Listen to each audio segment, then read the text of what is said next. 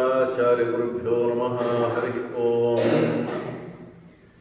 ಅತ್ಯುತ್ರಿಕ್ತವಿದೋಷಸತ್ಸುಖಮಹಾಜ್ಞಾನೈಕದಾನಪ್ರಭಾ ಸರ್ವಪ್ರಾಭವಶಕ್ತಿಭೋಗಬಲಸತ್ಸರಾತ್ಮದಿವ್ಯಾಕೃತಿಂ ಸೃಷ್ಟಿಸ್ಥಾನನಿರೋಧನಿತ್ಯನಿಯತಿಜ್ಞಾನಪ್ರಕಾಶಾವೃತಿ ಧ್ವಾಂತಾ ಮೋಕ್ಷವಿಮೋಕ್ಷದಂ ಹರಿಮಜಂ ನಿತ್ಯಂ ಸದೋಪಾಸ್ಮಹೇ. ಪ್ರಥಮೋಹನಮನ್ನಾಮ ದ್ವಿತೀಯೋ ಭೀಮಯೇವ ಚ ಪೂರ್ಣಪ್ರಜ್ಞತೃತೀಯಸ್ಥೋ ಭಗವತ್ಕಾರಸಾಧಕಃ. ಗುರುಮಖಿಲಗುಣಜ್ಞಂ ಸದ್ಗುಣೈಕಾದಿವಾಸಂ ಶಮದಮಪರಿನಿಷ್ಠಂ ಸತ್ವನಿಷ್ಠಂ ವರಿಷ್ಠಂ ಸಕಲಸುಜನಶಿಷ್ಟಂ ನಿತ್ಯನಿರ್ಧೂತಕಷ್ಟಂ ಹಯಮುಖಪದನಿಷ್ಠಂ ಮಾಂ ಭಜಂತ ಪ್ರಪನ್ನಾಃ. ಭವತು ಯದನುಭಾವಾದೇಡಮೂಕೋऽಪಿ ವಾಗ್ಮೀ ಜಡಮತಿರಪಿ ಚಂತರ್ಜಾಯತೆ ಪ್ರಾಜ್ಞಮೌಲಿಃ ಸಕಲವಚನಚೇತೋ ದೇವತಾ ಭಾರತೀ ಸಾ ಮಮ ವಚಸಿ ನಿದತ್ತಾಂ ಸನ್ನಿಧಿಂ ಮಾನಸೇ ಚ. ಸ್ವಮೇಶ್ವರಾಯ ಸಿತಭೂತಿವಿಕಸ್ವರಾಯ ಪ್ರೇಮ ಪ್ರವೃತ್ತಿಗಿರಿಜಾ ಪ್ರತಿಭಾಸ್ವರಾಯ ತುಂಗೋಲ್ಲಸತ್ಪವನಪಾಲಿತ ವಂಶಪಲ್ಲೇ ಮಾಂಗಲ್ಯಹೇತುಚರಿತಾಯ ನಮಃ ಶಿವಾಯ. ಮಿಥ್ಯಾ ಸಿದ್ಧಾಂತ ದುರ್ಗಾಂತ ವಿಧ್ವಂಸನ ವಿಚಕ್ಷಣಃ ಜೈತೀರ್ಥಾಖ್ಯತರುಣಿಃ ವಾದತಾಂ ನೋ ಹೃದಂಬರೆ. ತಂ ವಂದೇ ನರಸಿಂಹತೀರ್ಥನಿಲಯಂ ಶ್ರೀವ್ಯಾಸರಾಟ್ಪೂಜಿತಂ ಧ್ಯಾಯಂತಂ ಮನಸಾ ನರಸಿಂಹಚರಣಂ ಶ್ರೀಪಾದರಾಜಂ ಗುರುಂ. ಅರ್ಥಿಕಲ್ಪಿತಕಲ್ಪೋऽಯಂ ಪ್ರತ್ಯಜಗರಿಕೇಸರಿಯೇ ವ್ಯಾಸತೀರ್ಥಪೂಜಾದಸ್ಮದಿಷ್ಟಾರ್ಥಸಿದ್ಧಯೇ. ಪ್ರಣಮತ್ಕಾಮಧೇನಂ ಚ ಭಜಸರತರೂಪಂ ಶ್ರೀಪಾವಬೋಧತ್ವಾದಚಿಂತಾಮಣಿಪಾಸ್ಮಹೇ. ವಂದಾರುಕಲ್ಪತರವೇ ವಾದಿಕೈರವಭಾನವೇ ಶ್ರೀರಾಮಚಂದ್ರಗುರವೇ ನಮಃ ಕಾರುಣ್ಯಸಿಂಧವೇ. ಧ್ರುವಾದಿಧ್ವಾಂತರವಯೇ ವೈಷ್ಣವೇಂದೀವರಿಂದವೇ ಶ್ರೀರಾಘವೇಂದ್ರಗುರವೇ ನಮೋऽತ್ಯಂತದಯಾಳವೇ. ವಾದಿರಾಸದೋಪಾಸ್ಯ ಹಯಗ್ರೀಪದಾನ್ಗಾನ್ ವಂದೇ ವೃಂದಾವನಾಚಾರ್ಯಾನ್ ವಿಶ್ವಪ್ರಿಯಗುರುನ್ಮುದಾ. ತುಂಗಾತೀರ್ಮಾಸಾರಜತಪ್ರತಿಪಾದಕಾಃ ಪ್ರಾಮಾಣ್ಯಬೋಧನೆ ಕರ್ತಾರಘುಪ್ರವೀರಗುರುನ್ ಭಜೆ. ಹಯಗ್ರೀಪದಾಸಕ್ತಾನ್ ಹಂಸೇಂದ್ರೈರಭಿಮಾನಿತಾನ್ ದೇವೇಂದ್ರದೇಶಿಕಾನ್ ವಂದೇ ದ್ವೈತತತ್ತ್ವಾರ್ಥಸಿದ್ಧಯೇ. ಪ್ರತ್ಯಕ್ಷೋ ವತ್ಸರಗಂಗಾ ಸತ್ಯಧರ್ಮಸನ್ನಿಧೋ ವಿಶ್ವೋತ್ತಮ ಗುರೋನ್ ವಂದೇ ಸುಶಾಂತ್ಯಾದಿಜ್ಞಾರ್ಣವಂ. ಆಪಾದಮೂಢಿಪರ್ಯಂತಂ ಗುರುಣಾಂ ಆಕೃತಿಂ ಸ್ಮರೇತ್ ತೇನ ವಿಘ್ನಾಃ ಪ್ರಣಶ್ಯಂತಿ ಸಿದ್ಧ್ಯಂತಿ ಚ ಮನೋರಥಾಃ. ಹರಿಕ್ಷೀರಾಮುದೇ ಸ್ವೈರಂ ಭವಗರ್ಮರಿಪೋರ್ಮನಃ ವಿಹರಾಹರಃ ಕ್ಷೇತ್ರಚಾರಿತ್ರಚತುರೋರ್ಮಿಷೋ. ಸ್ವಸ್ಥಸ್ತೋಷೇ ಸನ್ಮಂಗಳಾನಿ ಭವಂತೋ ಸಮ್ಯಕ್ ಶ್ಲೋಕೈಕಶ್ರವಣಪಠನಮಾತ್ರೇಣ ಮುಕ್ತಶ್ರೋತॄಣಾಂ ನಿಖಿಲಕಲಿಕತಕಲ್ಮಷಾಪನೋದರ್ಪಣದರೇ ಧರ್ಮಾದಿಕ್ಲಾತಸಾಧನೇ ಭೂತೆ. ಶ್ರೀತೀರ್ಥಪ್ರಬಂಧೇ ಜಗದಾ ಪ್ರಾರಂಭೆ ಶ್ರೀಜಿತ್ಪೂರ್ವಕಥಾನುವಾದಃ. ಹರಿ ಓಂ. ಭಾಸಿ ಕುಂಭಾಸಿ ಸಂಜ್ಞಪ್ತ್ವಂ ಕ್ಷೇತ್ರಂ ಶೀಶಗಿರೀಶಯೋಃ ಯತ್ರ ಕುಂಭಾಸುರಸ್ಯಾಸಿ ಅಭಾಸಿ ದ್ರೌಪದೀಪತಿಃ. ವಾದಿರಾಜರು ತೀರ್ಥ ಪ್ರಬಂಧದಲ್ಲಿ ಅನೇಕ ಕ್ಷೇತ್ರಗಳನ್ನು ವರ್ಣನೆಯನ್ನು ಮಾಡುತ್ತಾ ಅವರ ಜನ್ಮಸ್ಥಾನಕ್ಕೆ ಕಾರಣೀಭೂತವಾಗಿರ್ತಕ್ಕಂತಹ ಕ್ಷೇತ್ರದ ಸಮೀಪದಲ್ಲಿ ಇರತಕ್ಕಂತಹ ಕುಂಭಾಸಿ ಎಂಬತಕ್ಕಂತಹ ಕ್ಷೇತ್ರದನ್ನ ವರ್ಣನೆಯನ್ನು ಮಾಡ್ತಾ ಇದ್ದಾರೆ. ಭಾಸಿ ಕುಂಭಾಸಿ ಸಂಜ್ಞಪ್ತ್ವಂ. ಆ ಕುಂಭಾಸಿ ಎಂಬತಕ್ಕಂತಹ ಒಂದು ಹೆಸರನ್ನು ಹೊಂದಿರತಕ್ಕಂತಹ ದಿವ್ಯವಾಗಿರತಕ್ಕಂತಹ ಒಂದು ಕ್ಷೇತ್ರ ಅದು ಹೇಗಿದೆ ಅಂತಂದರೆ ಶ್ರೀಶ ಗಿರೀಶಯೋಹೋ. ಶ್ರೀಶ, ಶ್ರೀ ಅಂದರೆ ಲಕ್ಷ್ಮೀದೇವಿಯರು, ಅವರಿಗೆ ಒಡೆಯನಾಗಿರತಕ್ಕಂತಹ ಸಾಕ್ಷಾತ್ ನಾರಾಯಣ. ಇನ್ನು ಗಿರೀಶಯೋಹೋ, ಗಿರಿಜಾದೇವಿಯರ ಪತಿಯಾಗಿರ್ತಕ್ಕಂತಹ ರುದ್ರದೇವರು, ಅವರ ಇಬ್ಬರ ಸನ್ನಿಧಾನವೂ ಸಹಿತ ಆ ಒಂದು ಕ್ಷೇತ್ರದಲ್ಲಿ ಇರತಕ್ಕಂಥದ್ದಾಗಿ ಆಗ್ತಾ ಇದೆ. ಮತ್ತು ಯತ್ರ ಕುಂಭಾಸುರಸ್ಯಾಪಿ ಯತ್ರ ಕುಂಭಾಸುರಸ್ಯಾಸಿ, ಆ ಕುಂಭಾಸುರ ಎಂಬತಕ್ಕಂತಹ ಅವನನ್ನು ಭೀಮಸೇನ ದೇವರು ಸಂಹಾರವನ್ನು ಮಾಡಿದ್ದಾರೆ. ಅವರು ದೈತ್ಯರೆಲ್ಲರೂ ಸಹಿತ ವರವನ್ನು ಪಡ್ಕೊಂಡು ಬಿಟ್ಟಿದ್ದಾರೆ. ಸುಮಾರು 4-5 ಜನ ದೈತ್ಯರುಗಳು ಅವರು ಹರಿಹರರನ್ನು ಏಕತ್ರದಲ್ಲಿ ಇದ್ದಾಗ ಅವರು ಸಂಹಾರ ಮಾಡಲಿ ಅಂತ ಹೇಳಿ ಕೇಳಿಕೊಳ್ತಾ ಇದ್ದಾರೆ. ಮುಂದೆಯೂ ಸಹಿತ ಅದರ ವಿಷಯವನ್ನು ವಾದರಾಜ ವರ್ಣನೆಯನ್ನು ಮಾಡ್ತಾ ಇದ್ದಾರೆ. ಏಕೆಂದರೆ ಅವ್ರಿಗೂ ಸಹಿತ ಗೊತ್ತಿದೆ ಹರಿಹರ ಮತ್ತು ಹರ ಇಬ್ಬರು ಸಹಿತ ಒಂದೇ ಅಲ್ಲ, ಬೇರೆ ಬೇರೆ ಅಂತ ಹೇಳಿ. ಅದಕ್ಕೋಸ್ಕರ ಐಕ್ಯ ಚಿಂತನೆಯನ್ನು ಮಾಡಲಿಕ್ಕೆ ಹೋಗಬಾರ್ದು ಅಂತ ಹೇಳಿ. ಆದರೆ ಇವರೇನು ಮಾಡಿದ್ರು, ದುಷ್ಟಬುದ್ಧಿ. ಆ ಹರಿಹರರಿಬ್ಬರೂ ಸಹಿತ ಒಟ್ಟಿಗೆ ಇರೋದಿಲ್ಲ, ಆದರೆ ಒಟ್ಟಿಗೆ ಇರುವಂತಹ ಸಂದರ್ಭದೊಳಗಡೆ ಸಂಹಾರವನ್ನು ಮಾಡಬೇಕು ಅಂತ ಹೇಳಿ ಆ ರೀತಿಯಲ್ಲೆಲ್ಲ ವರವನ್ನು ಕೇಳಿಕೊಂಡಿದ್ದಾರೆ. ಅದಕ್ಕೋಸ್ಕರವಾಗಿಯೇ ಹರಿಹರೇಶ್ವರನ ಸನ್ನಿಧಾನ ಏನು ದಾವಣಗೆರೆಯಿಂದ ಸುಮಾರು ಒಂದು 18-20 ಕಿಲೋಮೀಟರ್ ದೂರದಲ್ಲಿ ಇರತಕ್ಕಂಥ ಹರಿಹರೇಶ್ವರನ ಸನ್ನಿಧಾನವನ್ನು ವರ್ಣನೆ ಮಾಡುವಾಗಲೂ ಸಹಿತ ಅದನ್ನೆಲ್ಲ ತಿಳಿಸ್ತಾ ಇದ್ದಾರೆ. ಒಂದೇ ದೇಹದೊಳಗಡೆಗೆ ಆ ರುದ್ರದೇವರ ಒಂದು ರೂಪವನ್ನು ಮತ್ತು ಭಗವಂತನ ರೂಪವನ್ನು ಸಹಿತ ಎರಡನ್ನೂ ಸಹಿತ ಚಿಂತನೆ ಮಾಡತಕ್ಕಂತಹದ್ದನ್ನು ತಿಳಿಸುತ್ತಾ ಇದ್ದಾರೆ. ಹಾಗೆ ಇಲ್ಲಿ ಆ ಶೇಷ ಗಿರೀಶಯೋಹೋ ರಮಾಪತಿಯಾಗಿರ್ತಕ್ಕಂತಹ ನಾರಾಯಣ ಹಾಗೂ ಗಿರಿಜಾಪತಿಯಾಗಿರತಕ್ಕಂತಹ ನಮ್ಮ ಮಹಾರುದ್ರದೇವರು ಇಬ್ಬರೂ ಸಹಿತ ಈ ಕ್ಷೇತ್ರದಲ್ಲಿ ನೆಲೆಸಿದ್ದಾರಂತೆ. ಇಂತಹ ಒಂದು ದಿವ್ಯವಾಗಿರತಕ್ಕಂತಹ ಕ್ಷೇತ್ರದಲ್ಲಿ ದ್ರೌಪದೀಪತಿ, ಆ ದ್ರೌಪದೀ ದೇವಿಯರ ಪತಿಯಾಗಿರತಕ್ಕಂಥ ಭೀಮಸೇನ ದೇವರು ಆ ಕುಂಭಾಸುರನನ್ನು ಸಂಹಾರವನ್ನು ಮಾಡಿರ್ತಕ್ಕಂತಹ ಒಂದು ಸ್ಥಳ ಅಂತ ಹೇಳ್ತಾ ಇದ್ದಾರೆ. ಆ ದೈತ್ಯನನ್ನು ಏನು ಮಾಡಿದ್ರು ಸಹಿತ ಸಂಹಾರ ಮಾಡಲಿಕ್ಕೆ ಆಗ್ತಾ ಇಲ್ಲ. ಹೇಗೆ ರಾಮಾಯಣದಲ್ಲಿ ನಾವು ವಾಲಿ ಎಂಬತಕ್ಕಂತಹ ಕಪಿಶ್ರೇಷ್ಠರು, ಅವರಿಗೆ ಒಂದು ವರ ಇತ್ತಂತೆ. ಯಾವ ವ್ಯಕ್ತಿ ಅವರ ಎದುರಿಗೆ ನಿಂತುಕೊಂಡು ಯುದ್ಧವನ್ನು ಮಾಡಲಿಕ್ಕೆ ಪ್ರಾರಂಭವನ್ನು ಮಾಡ್ತಾರೋ ಅವರ ಅರ್ಧ ಶಕ್ತಿಯಲ್ಲೂ ಸಹಿತ ಅವರ ವಶವಾಗಿ ಬಿಡೋದಂತೆ. ಹೀಗೆಲ್ಲವೂ ಸಹಿತ ಈ ದೈತ್ಯರುಗಳಲ್ಲೂ ಸಹಿತ ಇದೆ. ಆ ಸಂದರ್ಭದೊಳಗಡೆಗೆ ಒಂದು ಆನೆಯ ರೂಪದಲ್ಲಿ ಇರತಕ್ಕಂತಹವರನ್ನ ಚಿಂತನೆ ಎಂಬತಕ್ಕಂತಹದ್ದನ್ನು ಮಾಡಿ, ಅಂದರೆ ಆನೆ ರೂಪ ಅಂತ ಹೇಳಿದ್ರೆ ಸಾಮಾನ್ಯ ಲೋಕದ ಒಂದು ಆನೆ ಅಲ್ಲ, ವಿಶ್ವಂಭರ ನಾಮಕನಾಗಿರ್ತಕ್ಕಂಥ ಭಗವಂತನ ಚಿಂತನೆಯನ್ನು ಮಾಡಿ ಅವರಿಂದ ಕೊಡಲ್ಪಟ್ಟಿರತಕ್ಕಂಥ ಖಡ್ಗದಿಂದ ಆ ದೈತ್ಯನ ಸಂಹಾರವನ್ನು ಮಾಡಿದ್ದಾರೆ. ಅದೇ ಇವತ್ತಿನ ದಿವಸ ಆನೆಗುಡ್ಡ ಅಂತ ಹೇಳಿ ಕರೀತಾ ಇದ್ದಾರೆ. ಅಂದರೆ ಕುಂಬಾಸಿ ಏನೋ ಇವತ್ತಿನ ದಿವಸ ಸೋದೆ ಮಠದ ಮೂಲ ಮಠ ಇದೆಯಲ್ಲ, ಅದರಿಂದ ಸುಮಾರು 1 ಕಿಲೋಮೀಟರ್ ಹಿಂಬದಿಯಲ್ಲಿ ಇರತಕ್ಕಂತಹದ್ದು ಅಂತಹ ಒಂದು ಕುಂಭಾಸಿ ಎಂಬತಕ್ಕಂತಹ ಒಂದು ಕ್ಷೇತ್ರ. ಆ ದೈತ್ಯನನ್ನು ಸಂಹಾರವನ್ನು ಮಾಡತಕ್ಕಂತಹವರಾಗಿ ಆಗಿದ್ದಾರೆ.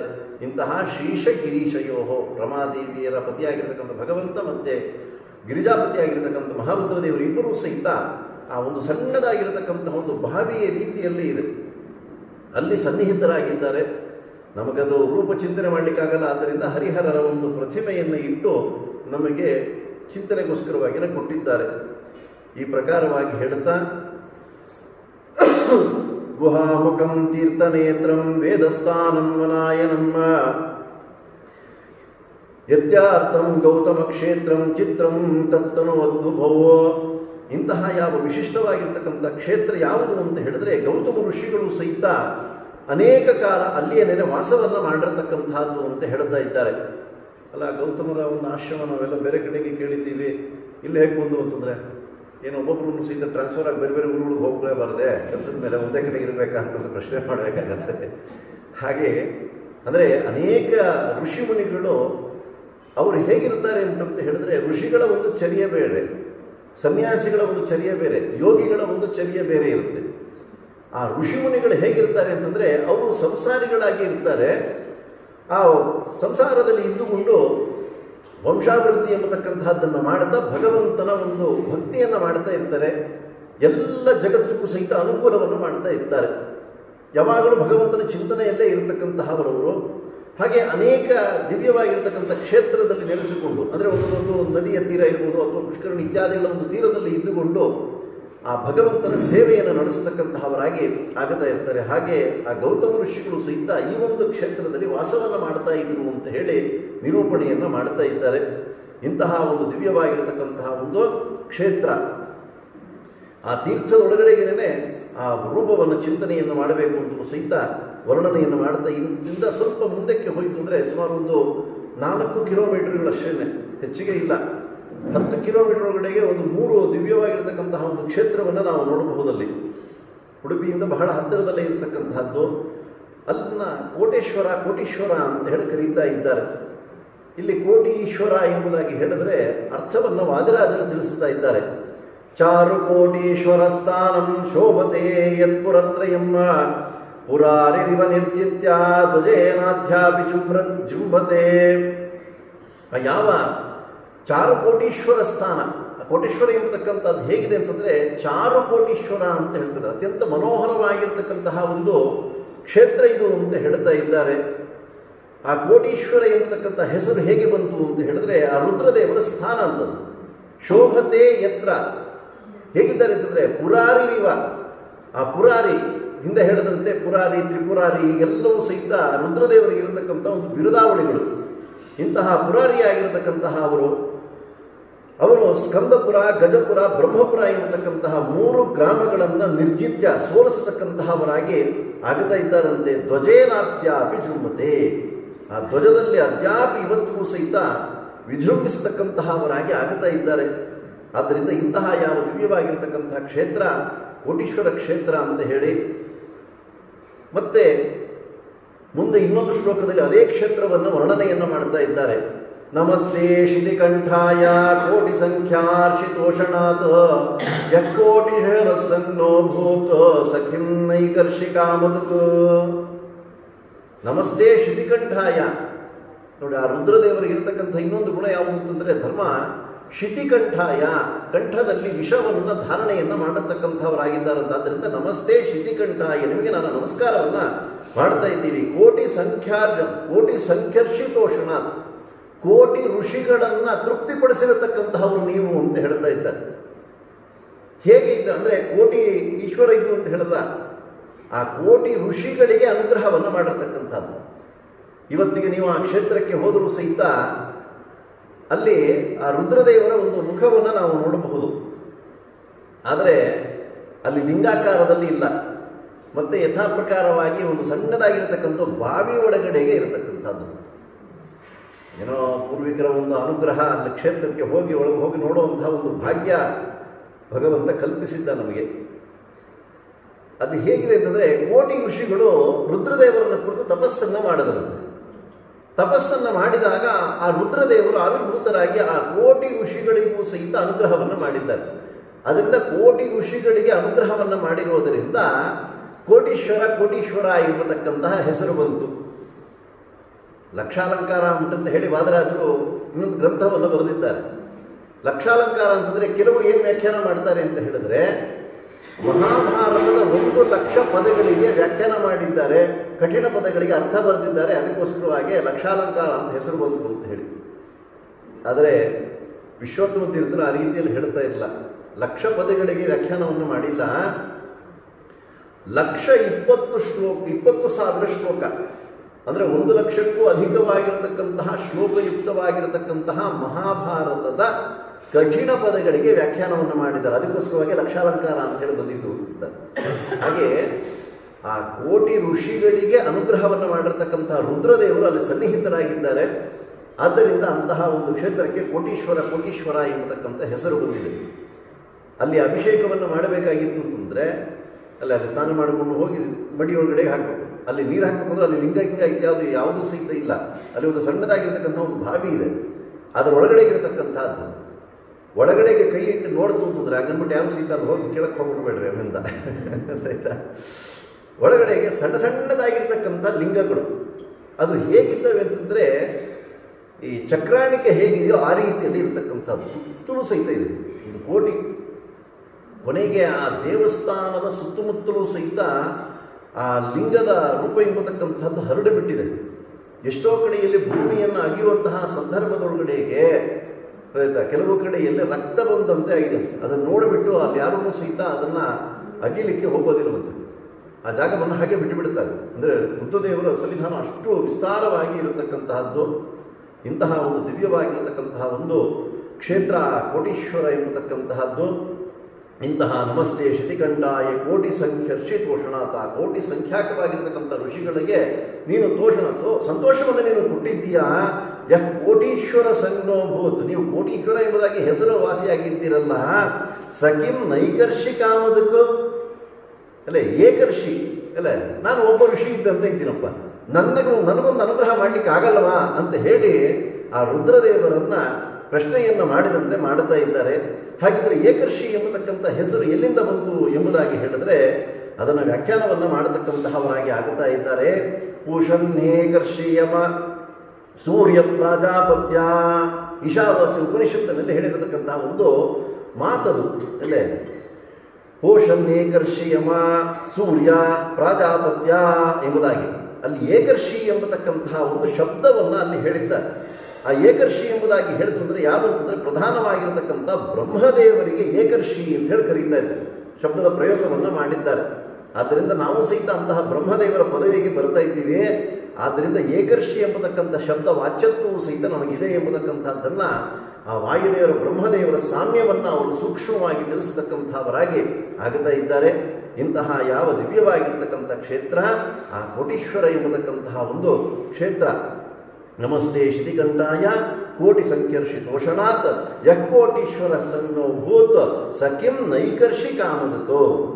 ಕೋಟ್ಯಾಂತರ ಋಷಿಗಳಿಗೆ ಅನುಗ್ರಹ ಮಾಡಿದ್ದೀರಲ್ಲ, ಏಕರ್ಷಿ, ನಾನು ಏಕರ್ಷಿ ಆಗಿದ್ದೀನಲ್ಲ, ನನಗೆ ಕಾಮಧುಕು, ನನ್ನ ಒಂದು ಮನಸ್ಸಿನ ಅಭಿಲಾಷೆಯನ್ನು ಪೂರ್ಣ ಮಾಡಲ್ಲವಾ ಅಂತ ಹೇಳಿ ಪ್ರಶ್ನೆಯನ್ನು ಮಾಡಿದಂತೆ ಹೇಳ್ತಾ ಇದ್ದಾರೆ.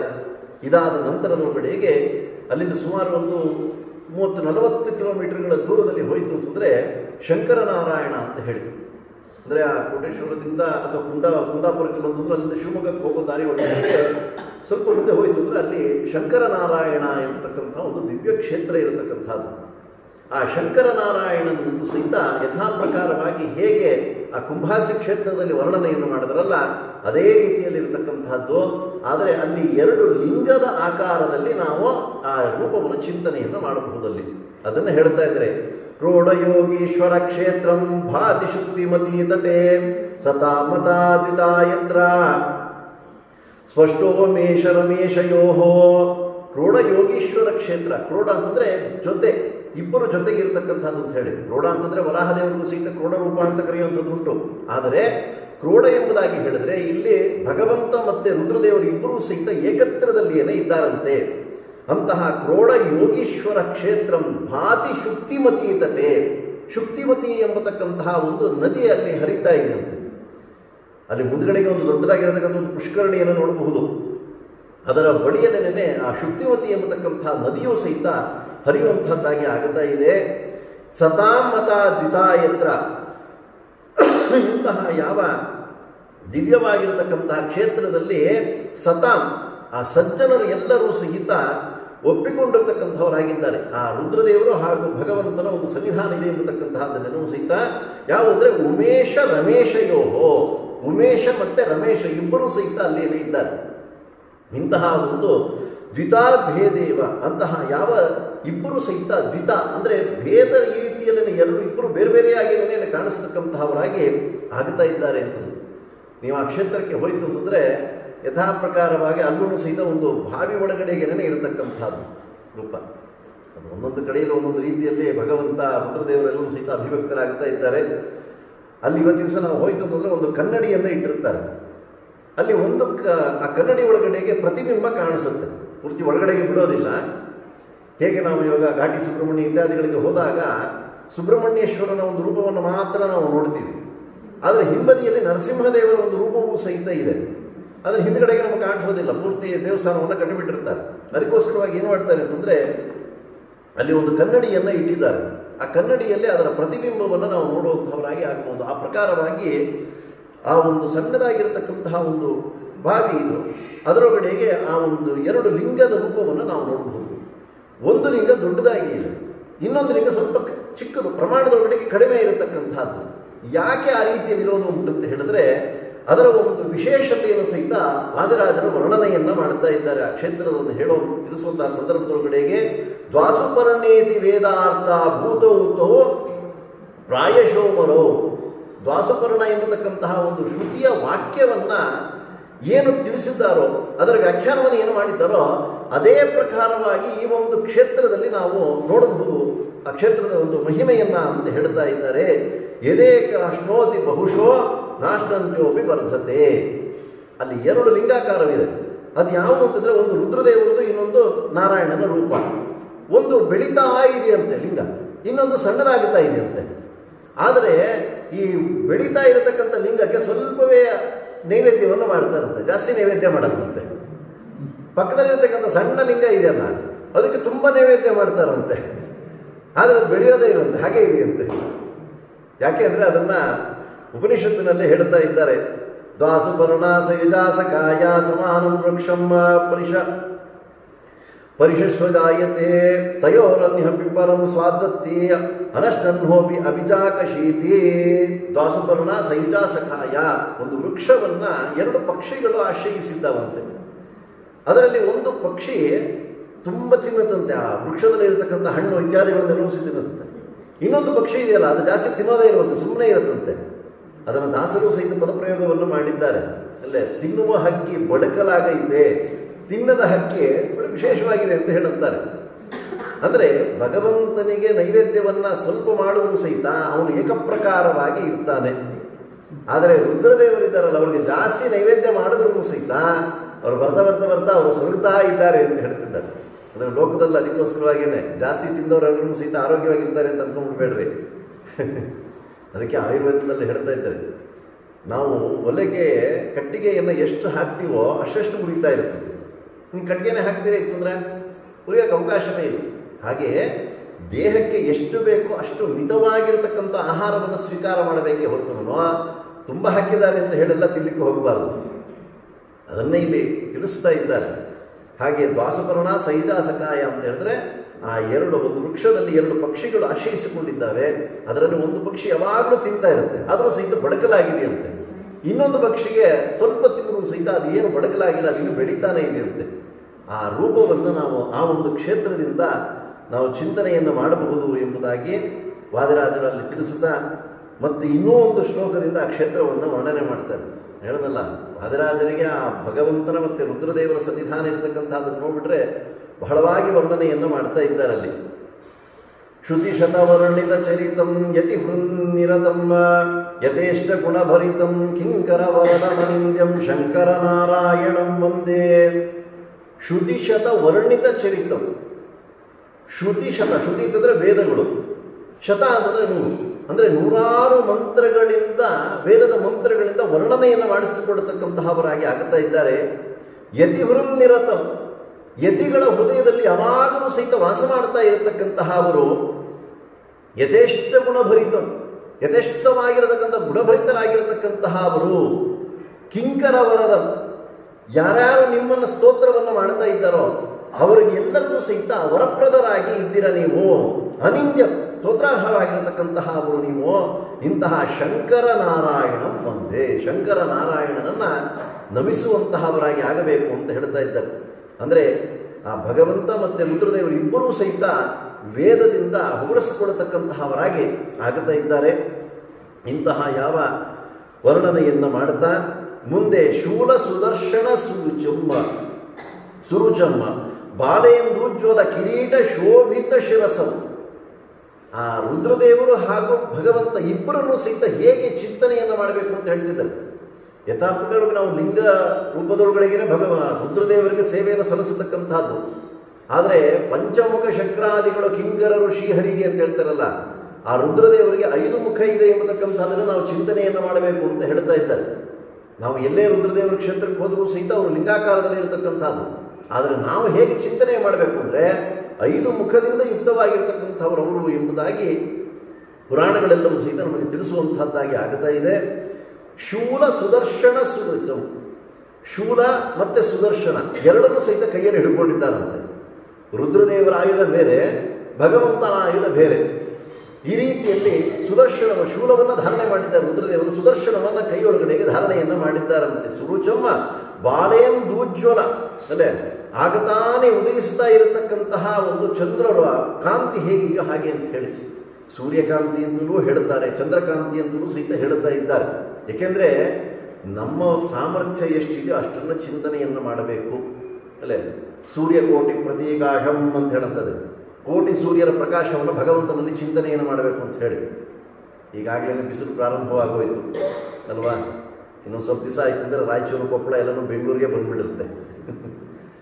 ಆ ಒಂದು ಸೂರ್ಯರ ಪ್ರಕಾಶವನ್ನೇ ನಾವು ತಡೆಯೋದಕ್ಕೆ ಚಿಂತನೆಯನ್ನು ಮಾಡಲಿಕ್ಕೆ ಆಗಲ್ಲ ಅನ್ನಬೇಕಾಗಿದ್ದರೆ ಕೋಟಿ ಸೂರ್ಯರ ಪ್ರಕಾಶವನ್ನು ಹೇಗೆ ತಾನೇ ನಾವು ಚಿಂತನೆ ಮಾಡತಕ್ಕಂಥದ್ದು? ಸಾಧ್ಯವೇ ಇಲ್ಲ. ಆದರೆ ಪ್ರಹ್ಲಾದರಾಜರು 50,000 ಸೂರ್ಯರ ಪ್ರಕಾಶವನ್ನು ಭಗವಂತನಲ್ಲಿ ಚಿಂತನೆ ಮಾಡ್ತಾರಂತೆ. ಅದು ಅವರ ಸಾಮರ್ಥ್ಯ. ನಮಗೆ ಒಂದು ಸೂರ್ಯರ ಕಾಂತಿಯನ್ನು ಸಹಿತ ನೋಡಲಿಕ್ಕೆ ಸಾಧ್ಯ ಇಲ್ಲ. ಬರೀ ಶಬ್ದ ಮಾತ್ರ ಹೇಳ್ತಾ ಇರ್ತೀವಿ.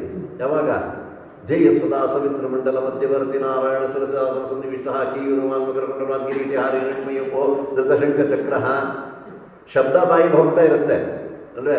ಕಣ್ಣು ಕೂಡ ಮುಚ್ಚಿ ನಾವು ಆ ರೂಪವನ್ನು ಧ್ಯಾನ ಮಾಡೋದಕ್ಕೆ ಹೋಗೋದಿಲ್ಲ ಅಲ್ಲೇ. ಇಟ್ಕೊಂಡು ಜಪ ಮಾಡ್ತಾ ಇರ್ತೀವಿ. ಯಾರನ್ನ ಬಂತು ಅಂದರೆ ಚೆನ್ನಾಗಿದ್ದೀರಾ, ಇವಾಗ ಬಂದ್ರ ಬನ್ನಿ ಕೂತ್ಕೊಂಡು. ಇಲ್ಲಿ ಜಪದ ಮಣಿ ಹೋಗ್ತಾ ಇರುತ್ತೆ, ಹೋಗ್ತಾ ಹೋಗ್ತಿರುತ್ತೆ. ಆದರೆ ಅವ್ರು ಬಂದವರು ಮಾತಾಡ್ತಿರ್ತಾರೆ. ಅದು ಹೇಗೆ ನಡೆಯುತ್ತೆ? 2 ಕಾರ್ಯ ಗೊತ್ತಿಲ್ಲಪ್ಪ ಇದುವರೆಗೂ. ಹೇಗೆ ಜಪ ಮಾಡಬೇಕು ಅನ್ನೋದು ಸಹಿತ ನಮಗೆ ಗೊತ್ತಿಲ್ಲ. ಇಲ್ಲಿ ಅದು ಹೆಚ್ಚಿಗೆ ಲೋಕದ ವಿಷಯ ಬೇಡ ಈಗ. ಹಾಗೆ ಆ ಒಂದು ಉದಯಿಸ್ತಾ ಇರತಕ್ಕಂತಹ ಸೂರ್ಯರ ಒಂದು ರಶ್ಮಿಯನ್ನು ಅಥವಾ ಒಳ್ಳೆ ತಂಪಾಗಿರತಕ್ಕಂತಹ ಚಂದ್ರರ ಒಂದು ಕಾಂತಿಯನ್ನು ನಾವು ಚಿಂತನೆ ಮಾಡತಕ್ಕಂಥದ್ದನ್ನು ತಿಳಿಸ್ತಾ ಇದ್ದಾರೆ. ಅಂದರೆ ಎಷ್ಟು ಸಾಮರ್ಥ್ಯವೋ ಅಷ್ಟನ್ನು ಮಾತ್ರ ನಾವು ಚಿಂತನೆ ಮಾಡಲಿಕ್ಕೆ ಸಾಧ್ಯವೇ ಹೊರತು ನೂರಾರು ಸೂರ್ಯರ ಒಂದು ರೂಪವನ್ನು, ಆ ಪ್ರಕಾಶವನ್ನು ನಾವು ಎಂದಿಗೂ ಸಹಿತ ಚಿಂತನೆ ಮಾಡಲಿಕ್ಕೆ ಸಾಧ್ಯವೇ ಇಲ್ಲ. ಯಾರೋ ತುಂಬ ಬಿಸಿಲಲ್ಲಿ ಕೂತ್ಕೊಂಡಿತ್ತು ಅಂತಂದರೆ ಅವ್ರು ಹೇಳಿದ್ರಂತೆ, ತುಂಬ ಬಿಸಿಲಲ್ಲಿ ಕೂತ್ಕೊಂಡಿದ್ದಾರೆ, ಅದಕ್ಕೋಸ್ಕರ ಸೂರ್ಯಾಂಶ ಉಂಟು. ಅದೇ ಅದು ಯಾವಾಗ ಬೇಸಿಗೆ ಕಾಲದಲ್ಲಿ ಪರವಾಗಿಲ್ಲ, ಅಲ್ಲ ಚಳಿಗಾಲದಲ್ಲಿ ಕೂತ್ಕೊಂಡಿರ್ತಾರೆ. ಸ್ವಲ್ಪ ಏನೋ ನೆಗಡಿ ಬಂತು ಅಂತಂದರೆ ಅವಾಗ ವರ್ಣಾಂಶ ಸಮುದ್ರ ಅಂತ ಹೇಳೋಕ್ಕಾಗತ್ತೆ.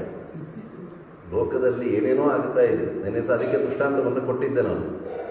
ಹಾಗೆ ದೊಡ್ಡವರ ಒಂದು ಪಂಕ್ತಿಯನ್ನು ನಾವು ಎಂದಿಗೂ ಸಹಿತ ಅನ್ವಯ ಮಾಡಿಕೊಳ್ಳಲಿಕ್ಕೆ ಹೋಗಬಾರ್ದು. ಈ ರೀತಿಯಲ್ಲಿ ಶೂಲ ಸುದರ್ಶನ ಸುರುಚಮ್ಮ ಬಾಲೇಂದೂಜ್ವಲ ಕಿರೀಟ ಶೋಭಿತ ಶಿರಸಂ. ಆ ಬಾಲೇಂದು ಆಗ್ತಾನೆ ಉದಿಸ್ತಾ ಇರತಕ್ಕಂತಹ ಎಳೆಯ ಚಂದ್ರ ಕಡೆಯಿಂದ ಪ್ರಕಾಶಮಾನವಾಗಿರ್ತಕ್ಕಂತಹ ಕಿರೀಟವನ್ನು ಶಿರಸ್ಸಿನಲ್ಲಿ ಧಾರಣೆಯನ್ನು ಮಾಡಿರ್ತಕ್ಕಂತಹ ಅವರು ಪಂಕಜ ಮುಖ ಚರಣಂ. ಪಂಕಜ ಮುಖ ಚರಣಂ, ಪಂಕಜ ಅಂತಂದ್ರೆ ಪಂಕಜ ಅಂದರೆ ಈ ಕೆಸರಿನಲ್ಲಿ ಬರತಕ್ಕಂಥದ್ದು, ಅಂದರೆ ಕಮಲ ಪುಷ್ಪದಂತೆ ಇರತಕ್ಕಂತಹ ಒಂದು ಮುಖ ಕಮಲ ಅಂತ ಹೇಳ್ತಾ ಇದ್ರೆ ಅಂತಹ ಪಾದಗಳನ್ನು ಹೊಂದಿರತಕ್ಕಂತಹ ಅವರು ಎಂಬುದಾಗಿ ಹೇಳ್ತಾ, ಮುಖ ಚರಣಂ, ಪಾದಗಳು ಸಹಿತ ಕಮಲದಂತೆ ಇರತಕ್ಕಂಥದ್ದು, ಮುಖವೂ ಸಹಿತ ಕಮಲದಂತೆ ಅರಳಿರತಕ್ಕಂತಹದ್ದು. ಇಂತಹ ಯಾವ ಶಂಕರ ನಾರಾಯಣಂ ಒಂದೇ, ಶಂಕರ ನಾರಾಯಣನಿಗೆ ನಮಸ್ಕಾರವನ್ನು ಮಾಡ್ತಾ ಇದ್ದೀನಿ ಎಂಬುದಾಗಿ ಅಲ್ಲಿ ತಿಳಿಸ್ತಾ ಇದ್ದಾರೆ. ಮತ್ತಿನ್ನೂ ಒಂದು ಶ್ಲೋಕದಲ್ಲಿ ವರ್ಣನೆಯನ್ನು ಮಾಡ್ತಾರೆ. ಪೀನೋರು ಕಟಿಸುನಾಭಿ ಜ್ಞಾನಾರ್ಹೋರಹ ಸ್ಥಾನ ಹಿ ಪಣಹಾರಂ ಶಂಕಾಪ್ರವರ್ಣ ಮನಘಂ ಶಂಕರನಾರಾಯಣಂ ಒಂದೇ. ಪೀನೋರು ಕಟಿಸುನಾಭಿ, ಪೀನವಾಗಿರತಕ್ಕಂತಹ ಊರು ಅಂದರೆ ಸಣ್ಣದಾಗಿರ್ತಕ್ಕಂತಹ ತೊಡೆ ಅಂತ ಹೇಳ್ತಾ ಇದ್ದಾರೆ. ಇದನ್ನೆಲ್ಲ ಭಗವಂತನ ರೂಪಗಳನ್ನು ಚಿಂತನೆಯನ್ನು ಮಾಡ್ತಾ ಇದ್ದಾರೆ. ಥಳಥಳೀಪ ಶಶಿಯ ಪೋಲುವ ನಖ ಕಾಂತಿ, ಹೀಗೆಲ್ಲವೂ ಸಹಿತ ದಾಸರು ತುಂಬ ವರ್ಣನೆ ಮಾಡ್ತಾ ಇದ್ದಾರೆ. ಹಾಗೆ ಆ ಪೀನೋರು ಒಂದೇ ಸಮಾನವಾಗಿರತಕ್ಕಂತಹ ಒಂದು ಊರು, ತೊಡೆ ಇತ್ಯಾದಿಗಳನ್ನು ಹೊಂದಿರತಕ್ಕಂತಹವರು. ಸುನಾಭಿ, ಆ ನಾಭಿ ಎಂಬತಕ್ಕಂಥದ್ದು ಇದೆಯಲ್ಲ ಅದು ಒಳ್ಳೆ ಶ್ರೇಷ್ಠವಾಗಿರತಕ್ಕಂಥದ್ದು ಅಂತ ಹೇಳಿ ಅದೆಲ್ಲ ಲಕ್ಷಣಶಾಸ್ತ್ರದಲ್ಲಿ ಹೇಳ್ತಾ ಇದ್ದಾರೆ. ನಾಭಿ ಎಂಬತಕ್ಕಂಥದ್ದು ಒಳಗೆ ಇರಬೇಕಂತ, ಆ ನಾಭಿ ಹೊರಭಾಗದಲ್ಲಿ ಕಾಣಿಸಬಾರದು ಅಂತ ಹೇಳ್ತಾ ಇದ್ದಾರೆ. ಹಾಗೇನ ಕಾಣಿಸಿದ್ರೆ ಅದೊಂದು ದುಷ್ಟ ಲಕ್ಷಣ ಅಂತ ಹೇಳಿ ದುರ್ಯೋಧನ ಹುಟ್ಟಿದ ತಕ್ಷಣದೊಳಗಡೆ ಏನೇ ಕರ್ಕೊಂಬಂದು ತೋರಿಸಿದ್ರಂತೆ. ಅಲ್ಲೇ ಇದ್ರ ಹೇಳ್ತದೆ, ಅವಲಕ್ಷಣದವನು ಇವನು ದೊಡ್ಡ ದೈತ್ಯ, ಇವನೊಂದು ಗಡಿ ಫಾರ್ಮ್ ಮಾಡ್ಬಿಡು, ಇವನೊಬ್ಬನ ಮನೆಯಿಂದ ಹೊರಗಡೆಗೆ ಹಾಕಿದ್ರೆ ನಿನ್ನ 99 ಮಕ್ಕಳು ಉಳ್ಕೋತಾರೆ ಅಂತಂದ್ರು. ಎಲ್ಲ ನನ್ನ ಮೊದಲೇ ಮಗನೇನೆ ಮನೆಯಿಂದ ಈಚೆ ಕಡೆಗೆ ಅಟ್ಟು ಅಂತ ಹೇಳ್ತಾ ಇದೆ ಅಂತ ಹೇಳಿ ಕೋಪ ಮಾಡ್ಕೊಂಡ್ಬಿಟ್ರಂತೆ. ಕೊನೆಗೆ ಜ್ಞಾನೋದಯವಾಯಿತು. ಯಾವಾಗ ಭೀಮಸೇನ ದೇವರು ಉಪದೇಶದಿಂದ, ಹೌದು ಆ ಒಬ್ಬನ್ನೇನ ಹೊರಗಡೆಗೆ ಇಟ್ಟಿದ್ರೆ ನನ್ನ 99 ಮಕ್ಕಳು ಉಳಿದಿರೋ ಬಂತು, ಕೆಟ್ಟ ಮೇಲೆ ಬುದ್ಧಿ ಬಂತು ಅಂತಾರಲ್ಲ, ಇದೆಲ್ಲ ದೃಷ್ಟಾಂತ ಅಷ್ಟೇನೆ. ಧೃತರಾಷ್ಟ್ರರು ದೊಡ್ಡವರು, ಗೊತ್ತಾಯ್ತಾ, ಅವರನ್ನು ಆಕ್ಷೇಪಣೆಯನ್ನು ಮಾಡ್ತಾ ಇಲ್ಲ. ಹಾಗೆಯೇ ಆ ಲಕ್ಷಣ ಶಾಸ್ತ್ರದಲ್ಲಿ ಹೀಗೆ ಇರಬೇಕು ಅಂತ ಹೇಳ್ತಾ ಇದ್ದಾರೆ. ಆ ಪ್ರಕಾರವಾಗಿ ಆ ಸುನಾಭಿ ಒಳ್ಳೆ ಶ್ರೇಷ್ಠವಾಗಿರತಕ್ಕಂಥ ನಾಭಿ, ಏಕೆಂದರೆ ಭಗವಂತನ ನಾಭಿ ಕಮಲದಿಂದಲೇ ಪದ್ಮ ಎಂಬತಕ್ಕಂಥದ್ದು ಬಂದು ಬ್ರಹ್ಮದೇವರನ್ನ ತಾನು ಪಡೆಯುವಂತಹವನಾಗಿ ಆಗುತ್ತಾ ಇದ್ದಾನೆ. ಅದನ್ನು ದಾಸರು ವರ್ಣನೆ ಮಾಡ್ತಾ ಇದ್ದಾರೆ. ಪೊಕ್ಕುಳಲ್ಲಿ ಗಂಡು ಪಡೆದವರುಂಟೆ, ಉಂಗುಟದಲ್ಲಿ ಹೆಣ್ಣು ಪಡೆದವರುಂಟೆ, ಮಿಕ್ಕಾವ ದೇವರಿಗೆ ಈ ಸೊಬಗು ಉಂಟೆ, ಮೊರೆ ಹೊಕ್ಕೆ ಪುರಂದರ ವಿಠಲ, ಜಗದೊಳು ನೀನು ಮೋಹನ ರೂಪ ಕಾಣೋ. ಇಂತಹ ದಿವ್ಯವಾಗಿರತಕ್ಕಂಥ ರೂಪ ಆ ಭಗವಂತನದು ಅಂತ ಹೇಳ್ತಾ ಇದ್ದಾರೆ. ಇದಾದ ನಂತರದೊಳಗಡೆಗೆ ಧ್ಯಾನಾರ್ಹೋರ್ಹ ಸಿಥಾಹಿ ಫಣಿಹಾರಂ. ಇನ್ನ ಒಬ್ಬರು ಏನು ಮಾಡಿದ್ದಾರೆ ಅಂತಂದ್ರೆ ಫಣಿಯನ್ನ ಎದೆಯಲ್ಲಿ ಧಾರಣೆ ಮಾಡಿದ್ದಾರೆ, ಅಂದ್ರೆ ಕುತ್ತಿಗೆ ಇತ್ಯಾದಿಗಳೆಲ್ಲರೂ ಸಹಿತ ಆಭರಣದ ರೀತಿಯಲ್ಲಿ ಧಾರಣೆಯನ್ನು ಮಾಡಿದ್ದಾರೆ. ಇನ್ನೊಬ್ರು ಏನು ಮಾಡಿದ್ರೆ ಆ ಶೇಷಶಾಹಿಯಾಗಿಯೇ ಇದ್ದಾರಂತೆ. ಹೆಳವನಕಟ್ಟೆ ಗಿರಿಯಮ್ಮ ಇದ್ದಾರಲ್ಲ, ಅವರು ಬಹಳ ಚೆನ್ನಾಗಿ ವರ್ಣನೆ ಮಾಡ್ತಾ ಇದ್ದಾರೆ. ಈತನು ರಂಗನಾದ ಹರಿಯೋ ಆತಲಿಂಗ ನಾದ ಹರನು. ಆ ಹರಿಹರರ ಇಬ್ಬರ ಒಂದು ವರ್ಣನೆಯನ್ನು ಸಹಿತ ಮಾಡ್ತಾ ಇದ್ದಾರೆ. ಅದಕ್ಕೋಸ್ಕರ ಹೆಳವನಕಟ್ಟೆಗೆ ಹೋಯ್ತು ಅಂತಂದ್ರೆ ಅಲ್ಲಿ ರುದ್ರದೇವರ ಸನ್ನಿಧಾನವೂ ಇದೆ, ಪಕ್ಕದೊಳಗಡೆಗೆ ಆ ರಂಗನಾಥನ ಸನ್ನಿಧಾನವೂ ಇದೆ. ರಂಗನಾಥ ಏನು ಕಾಂಚಾಚ್ಕೊಂಡು ಬಂದ್ಕೊಂಡಿದ್ದಾನೆ ಆಚಾರ್ಯ ಅಂತ ಹೇಳಲ್ಲ, ಕೇಳಕ್ಕೆ ಹೋಗ್ಬೇಡ್ರಿ, ನೋಡ್ರೋರು ಇದ್ದೀರಾ ಅನ್ಸುತ್ತೆ ಕೆಲವರು ಅಲ್ವಾ. ಅಲ್ಲಿ ಒಂದು ಸಣ್ಣದಾಗಿರ್ತಕ್ಕಂಥ ಒಂದು ಸಾಲಿಗ್ರಾಮದ ಶಿಲಾಕಾರ ಅಲ್ಲ, ಈ ಪದ್ಮಪೀಠ ಇರುತ್ತಲ್ಲ ಆ ರೀತಿಯಲ್ಲಿ ಇರತಕ್ಕಂಥದ್ದು ಸಣ್ಣದ ಇಷ್ಟಾಗ ಒಂದು ಸಣ್ಣದಾಗಿ ಇದೆ. ಅಂದರೆ ಅದು ರಂಗನಾಥನ ಸನ್ನಿಧಾನ ಅಂತ ಹೇಳಿ ನಾವು ಸಿ ಬಿ ಒಳಗಡೆ ಹೋಗ್ತೀವಪ್ಪ, ಸಿ ಬಿನ ನರಸಿಂಹದೇವರು ಉಂಟು ಅಂತ ಹೇಳಿದ್ರೆ ಅಲ್ಲೇ ಆ ಹಿರಣ್ಯಕಶಿಪು ತೊಡೆ ಮೇಲೆ ಹಾಕೊಂಡು ಬಗೆಯುವಂಥ ರೂಪ ಅನ್ನೋದು ಏನಿಲ್ಲ, ಸಣ್ಣದಾಗಿ ಇಷ್ಟೊಂದು ಕಲ್ಲಿನ ಒಂದು ಆಕಾರದಲ್ಲಿರ್ತಕ್ಕಂಥದ್ದು. ಅದರಲ್ಲೇನೇ ದರ್ಶನವನ್ನು ಕೊಟ್ಟು ಅನುಗ್ರಹವನ್ನು ಮಾಡ್ತಾ ಇರ್ತಾನೆ. ಹೀಗೆ ಭಗವಂತ ಅನೇಕ ರೀತಿಯಲ್ಲಿ ಅನೇಕ ರೂಪಗಳಲ್ಲಿ ತಾನು ಅಭಿವ್ಯಕ್ತನಾಗತಕ್ಕಂಥವನಾಗ್ತಾ ಇದ್ದಾನೆ. ಹಾಗೆ ಆ ಶೇಷಶಾಹಿಯಾಗಿ ಇರತಕ್ಕಂತಹ ಅವನು ಆ ಭಗವಂತ ಎಂಬುದಾಗಿ ಹೇಳ್ತಾ ಇದ್ದಾರೆ.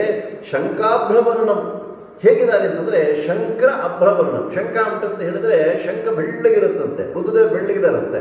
ಇನ್ನೊಂದು ಅಭ್ರವರ್ಣ ಮೋಡದ ರೂಪ ಯಾವುದು ಅಂತಂತ ಹೇಳಿದ್ರೆ ನಮ್ಮ ಭಗವಂತನು, ಅವನು ನೀಲಮೇಘ ಶ್ಯಾಮ ಅಂತ ಹೇಳಿ. ಅಂದರೆ ಈಗ ಬರುತ್ತಲ್ಲ ಮೋಡ, ಆ ಮೋಡ ಅಂತ ಅನ್ಕೊಂಡ್ಬಿಡ್ಬೇಡ್ರಿ, ಅದು ಭಗವಂತನ ಮೋಡದ ರೂಪವನ್ನು ನಾವು ಚಿಂತನೆ ಮಾಡಲಿ. ಅದಕ್ಕೋಸ್ಕರವಾಗಿಯೇ ಈ ಲೋಕದ ಮೋಡದಂತೆ ಇದನ್ನು ಕರ್ರಗಿದಾನೆ ಅಂತ ಅನ್ಕೊಂಡ್ಬಿಡ್ತಿದ್ದೀವಿ. ಆ ರೂಪ ಅಲ್ಲ ಅದು. ಇಂತಹ ಯಾವ ದಿವ್ಯವಾಗಿರತಕ್ಕಂತಹ ರೂಪವನ್ನು ಅಲ್ಲಿ ಚಿಂತನೆಯನ್ನು ಮಾಡ್ತಾ ಅನಘಂ ಅಘರಹಿತರಾಗಿರ್ತಕ್ಕಂತಹ ಅವರು ಇಂತಹ ಶಂಕರ ನಾರಾಯಣಂ, ಒಂದೇ ಶಂಕರ ನಾರಾಯಣರನ್ನು ನಾನು ನಮಸ್ಕಾರವನ್ನು ಮಾಡ್ತಾ ಇದ್ದೀನಿ ಎಂಬುದಾಗಿ ಅಲ್ಲಿ ವರ್ಣನೆಯನ್ನು ಮಾಡತಕ್ಕಂತಹವರಾಗಿ ಆಗತಾ ಇದ್ದಾರೆ. ಅದು ಯಾಕೆ ಈ ರೀತಿಯಲ್ಲಿ ಆಗಿದ್ದು ಅಂತಂದರೆ ಒಂದು ಪುರಾಣದ ಕಥೆಯನ್ನು ನಿರೂಪಣೆಯನ್ನು ಮಾಡ್ತಾ ಇದ್ದಾರೆ. ಖರ ಮತ್ತು ರಟ್ಟ ಎಂಬತಕ್ಕಂತಹ ಇಬ್ಬರು ಅಸುರರು. ಅವರ ತಂದೆ ಜಂಭರ ಎಂಬತಕ್ಕಂಥ ಒಬ್ಬ ಅಸುರ ಇಂದ್ರದೇವರ ಮೇಲೆ ಯುದ್ಧಕ್ಕೆ ಹೋದರು, ಕೊಂದುಬಿಟ್ರು ಅವನನ್ನು. ಕೊನೆಗೆ ಅವ್ರ ಮಕ್ಕಳಿಬ್ಬರು ಇದ್ದರಲ್ಲ, ಅವ್ರದ್ದು ಯಥಾಪ್ರಕಾರವಾಗಿ ಅದೇ ಬುದ್ಧಿನೇನೆ ಅಲ್ಲೇ, ಹಿರಿಯಕ್ಕನ ಚಾಡಿ ಮನೆ ಮಂದಿಗೆಲ್ಲ ಅಂತ ಹೇಳಿ ಅಲ್ಲೇ, ಅದು ಎಲ್ಲ ಕಡೆಗೂ ಆಗಲ್ಲ.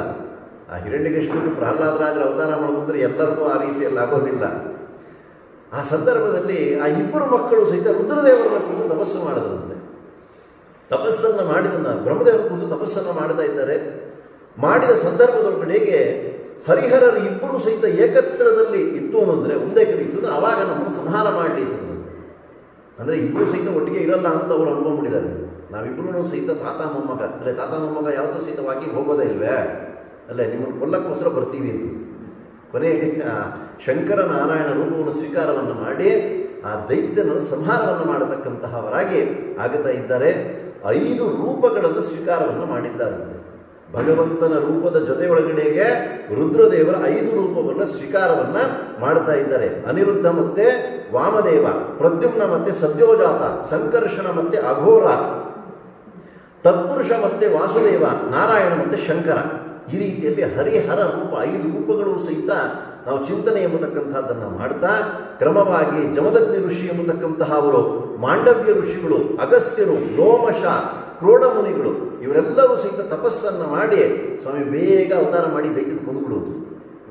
ನೀವು ಪ್ರಾರ್ಥನೆ ಮಾಡಿದಕ್ಕೋಸ್ಕರವಾಗಿಯೇ ಹರಿಹರ ರೂಪ, ಭಗವಂತನ 5 ರೂಪ, ರುದ್ರದೇವರ 5 ರೂಪ ಎರಡೂ ಸಹಿತ ಒಟ್ಟಿಗೆ ಸ್ವೀಕಾರವನ್ನು ಮಾಡಿ ಆ ದೈತ್ಯನನ್ನು ಕೊಲ್ಲತಕ್ಕಂತಹವರಾಗಿ ಆಗುತ್ತಾ ಇದ್ದಾರೆ. ಇದಾದ ನಂತರದಲ್ಲಿ ಹರಿಹರ ಕ್ಷೇತ್ರಕ್ಕೆ ಬರ್ತಾ ಇದ್ದಾರೆ. ತುಂಗಭದ್ರಾ ನದಿಯ ತೀರ ಅಲ್ಲೇ ಸ್ನಾತಾನ ಭದ್ರದಾಯಿನಿ ಅಂತ ಹೇಳ್ತಾ ಇದ್ದಾರೆ. ಆ ತುಂಗಾ ನದಿಯಲ್ಲಿ ಸ್ನಾನವನ್ನು ಮಾಡ್ತು ಅಂದರೆ ನಿಮಗೆ ಭದ್ರ ಎಂಬತಕ್ಕಂಥದ್ದು ಉಂಟಾಗತ್ತೆ ಅಂತ ಹೇಳ್ತಾ ಇದ್ದಾರೆ. ಅಂತಹ ತುಂಗಾ ನದಿಯ ತೀರದಲ್ಲಿ ಇರತಕ್ಕಂತಹ ಹರಿಹರ ಕ್ಷೇತ್ರ ಅಲ್ಲೇ ಮೊನ್ನೆ ತಾನೇ ಹೋಗಿ ಬಂದ್ವಿ, ಇಲ್ಲಾಂದರೆ 3-4 ಇರಬೇಕಾಗಿತ್ತು ಕೊನೆ ದಿವಸ. ಆ ಹರಿಹರ ಕ್ಷೇತ್ರಕ್ಕೆ ಹೋಗಿ ಅಲ್ಲಿ ಮುಖ್ಯ ಪ್ರಾಣದೇವರ ಸನ್ನಿಧಾನದಲ್ಲಿ ಅಭಿಷೇಕವನ್ನು ಸಹಿತ ಮಾಡ್ಕೊಂಡು ಬಂದಂತಹದ್ದು. ಅಂತಹ ಯಾವ ದಿವ್ಯವಾಗಿರತಕ್ಕಂತಹ ಹರಿಹರ ಕ್ಷೇತ್ರವನ್ನು ಸಹಿತ ವರ್ಣನೆಯನ್ನು ಮಾಡ್ತಾ ಇದ್ದಾರೆ. ಮುರಪುರ ಹರ ಲಕ್ಷ್ಮೀ ಪಾರ್ವತಿ ಕೇಲಿಲೋಲ ಸ್ಫುರದಸಿ ಸಿತ ಸಾಂಗ ಸಖ್ಯ ಚಕ್ರ ತ್ರಿಶೂಲ ಪರತರ ಗುರುಮೂರ್ತೆ ಪಾವನ ಪಾರಕೀರ್ತೆ ಹರಿಹರ ತವ ಪಾದಾಂಬೋಜ ಯುಗ್ಮಂ ನತೋಸ್ಮಿ. ಮುರಹರಪುರ ಎಂತಹ ಊರು ಅಂತಂದರೆ ಆ ಯಾವ ತುಂಗಭದ್ರಾ ನದಿಯೊಳಗಡೆಗೆ ಬ್ರಹ್ಮತೀರ್ಥ, ಭಾರ್ಗವ ತೀರ್ಥ, ನರಸಿಂಹ ತೀರ್ಥ, ವನ್ಹಿ ತೀರ್ಥ, ಗಾಲವ ತೀರ್ಥ, ಚಕ್ರತೀರ್ಥ, ರುದ್ರಪಾದ ತೀರ್ಥ, ಪಾಪನಾಶನ ತೀರ್ಥ, ಇನ್ನು ಪಿಶಾಚ ಮೋಚನ ತೀರ್ಥ, ಋಣಮೋಚನ ತೀರ್ಥ, ವಟಚ್ಛಾಯಾ ತೀರ್ಥ ಎಂಬತಕ್ಕಂಥ 11 ತೀರ್ಥದಿಂದ ಯುಕ್ತವಾಗಿರತಕ್ಕಂಥದ್ದು ಆ ಕ್ಷೇತ್ರ ಅಂತ ಹೇಳ್ತಾ ಇದ್ದಾರೆ. ನಾವು ಅದು ಎಲ್ಲಿಂದ ದುರ್ಬಿನ್ ಹಾಕೊಂಡು ಹುಡುಕಬೇಕಾಗತ್ತೆ. ಘನಾಚಲ ಮಹಿಮೆ ಒಳಗಡೆಗೂ ಸಹಿತ ಅದನ್ನೇ ವರ್ಣನೆಯನ್ನು ಮಾಡ್ತಾರೆ. ಸುಮಾರು ಸುತ್ತಲೂ ಸಹಿತ 108 ತೀರ್ಥಗಳಿದ್ದಾವಂತೆ. ನಾವು ಹುಡುಕಿದ್ರೆ ಎಲ್ಲೂ ಇಲ್ಲ. ಆದರೆ ಕದರಿ ಒಳಗಡೆಗೆ ಮಾತ್ರ ಒಂದು 7-8 ತೀರ್ಥಗಳನ್ನು ನಾವು ನೋಡಬಹುದು. ಅಲ್ಲೂ ಸಹಿತ ನರಸಿಂಹದೇವರ ಒಂದು ಸನ್ನಿಧಾನವೇನೇ. ಹಾಗೆ ಅನೇಕ ತೀರ್ಥಗಳಿದ್ದಾವೆ. ಕೆಲವೊಂದು ಮನುಷ್ಯರಿಗೆ ಗಮ್ಯವಾಗತಕ್ಕಂಥದ್ದು, ಕೆಲವೊಂದು ನಮಗೆ ಗೋಚರವಾಗೋದಿಲ್ಲ. ನಮಗೆ ಗೋಚರ ಆಗಲಿಲ್ಲ ಅಂದ ಮಾತ್ರಕ್ಕೆ ಅಲ್ಲಿ ಆ ಸನ್ನಿಧಾನ ಇಲ್ಲ ಅಂತ ಹೇಳಿ ಅನ್ಕೊಳ್ಬಾರ್ದು. ಆ ಎಲ್ಲವೂ ಸಹಿತ ಪುರಾಣೋಕ್ತವಾಗಿರತಕ್ಕಂತಹ ವಿಷಯವೇನೇ. ಇಂತಹ ಹೇ ಮುರಪುರಹರ ಅಲ್ಲೇ ಮುರಹರನಾಗಿರತಕ್ಕಂತಹ ಅವನು ಅಲ್ಲೇ ಮುರಹರ ನಗದರ ನೀನೇ ಗತಿ ಅಂತ ಹೇಳಿ ದಾಸರು ಸಹಿತ ವರ್ಣನೆಯನ್ನು ಮಾಡ್ತಾ ಇದ್ದಾರೆ. ಇನ್ನು ತ್ರಿಪುರಾಸುರನನ್ನು ಸಂಹಾರವನ್ನು ಮಾಡಿರತಕ್ಕಂತಹ ಅವರು ನಮ್ಮ ರುದ್ರದೇವರು. ಲಕ್ಷ್ಮೀ ಪಾರ್ವತಿ ಕೇಳಿ ಲೋಲ, ಲಕ್ಷ್ಮೀ ದೇವಿಯರನ್ನು ಹೆಸರು ತಗೊಂಡ್ರು. ಅದರಿಂದ ಅದೇ ನಾರಾಯಣನನ್ನ ಪಾರ್ವತಿ ದೇವಿಯರನ್ನ ಅಂದರೆ ರುದ್ರದೇವರ ಪತಿಯಾಗಿರತಕ್ಕಂಥವರು. ಆದ್ದರಿಂದ ಇಂತಹ ಯಾವ ಪಾರ್ವತಿ ದೇವಿಯರ ಪತಿಯಾಗಿರತಕ್ಕಂತಹ ಅವರಿಬ್ಬರಿಗೂ ಸಹಿತ ಸುಖವನ್ನು ಕೊಡತಕ್ಕಂಥವ್ರು. ಭಗವಂತ ಲಕ್ಷ್ಮೀ ದೇವಿಗೆ ಸುಖವನ್ನು ಕೊಡ್ತಾ ಇದ್ದಾನೆ, ರುದ್ರದೇವರು ಪಾರ್ವತಿ ದೇವಿಗೆ ಸುಖ ಎಂಬತಕ್ಕಂತಹದ್ದನ್ನು ಕೊಡತಕ್ಕಂತಹವರಾಗಿ ಆಗುತ್ತಾ ಇದ್ದಾರೆ. ಸ್ಫುರದ ಸೀತಾಂಗಮ್ಮ ಒಳ್ಳೆ ಪ್ರಜ್ವಲಿಸ್ತಾ ಇರತಕ್ಕಂತಹ ಕಪ್ಪುದಾಗಿರತಕ್ಕಂತಹ ಒಂದು ವರ್ಣದಿಂದ ಯುಕ್ತವಾಗಿರತಕ್ಕಂತಹದ್ದು ನಮ್ಮ ಭಗವಂತ ಅಂತ ಹೇಳ್ತಾ ಇದ್ದಾರೆ.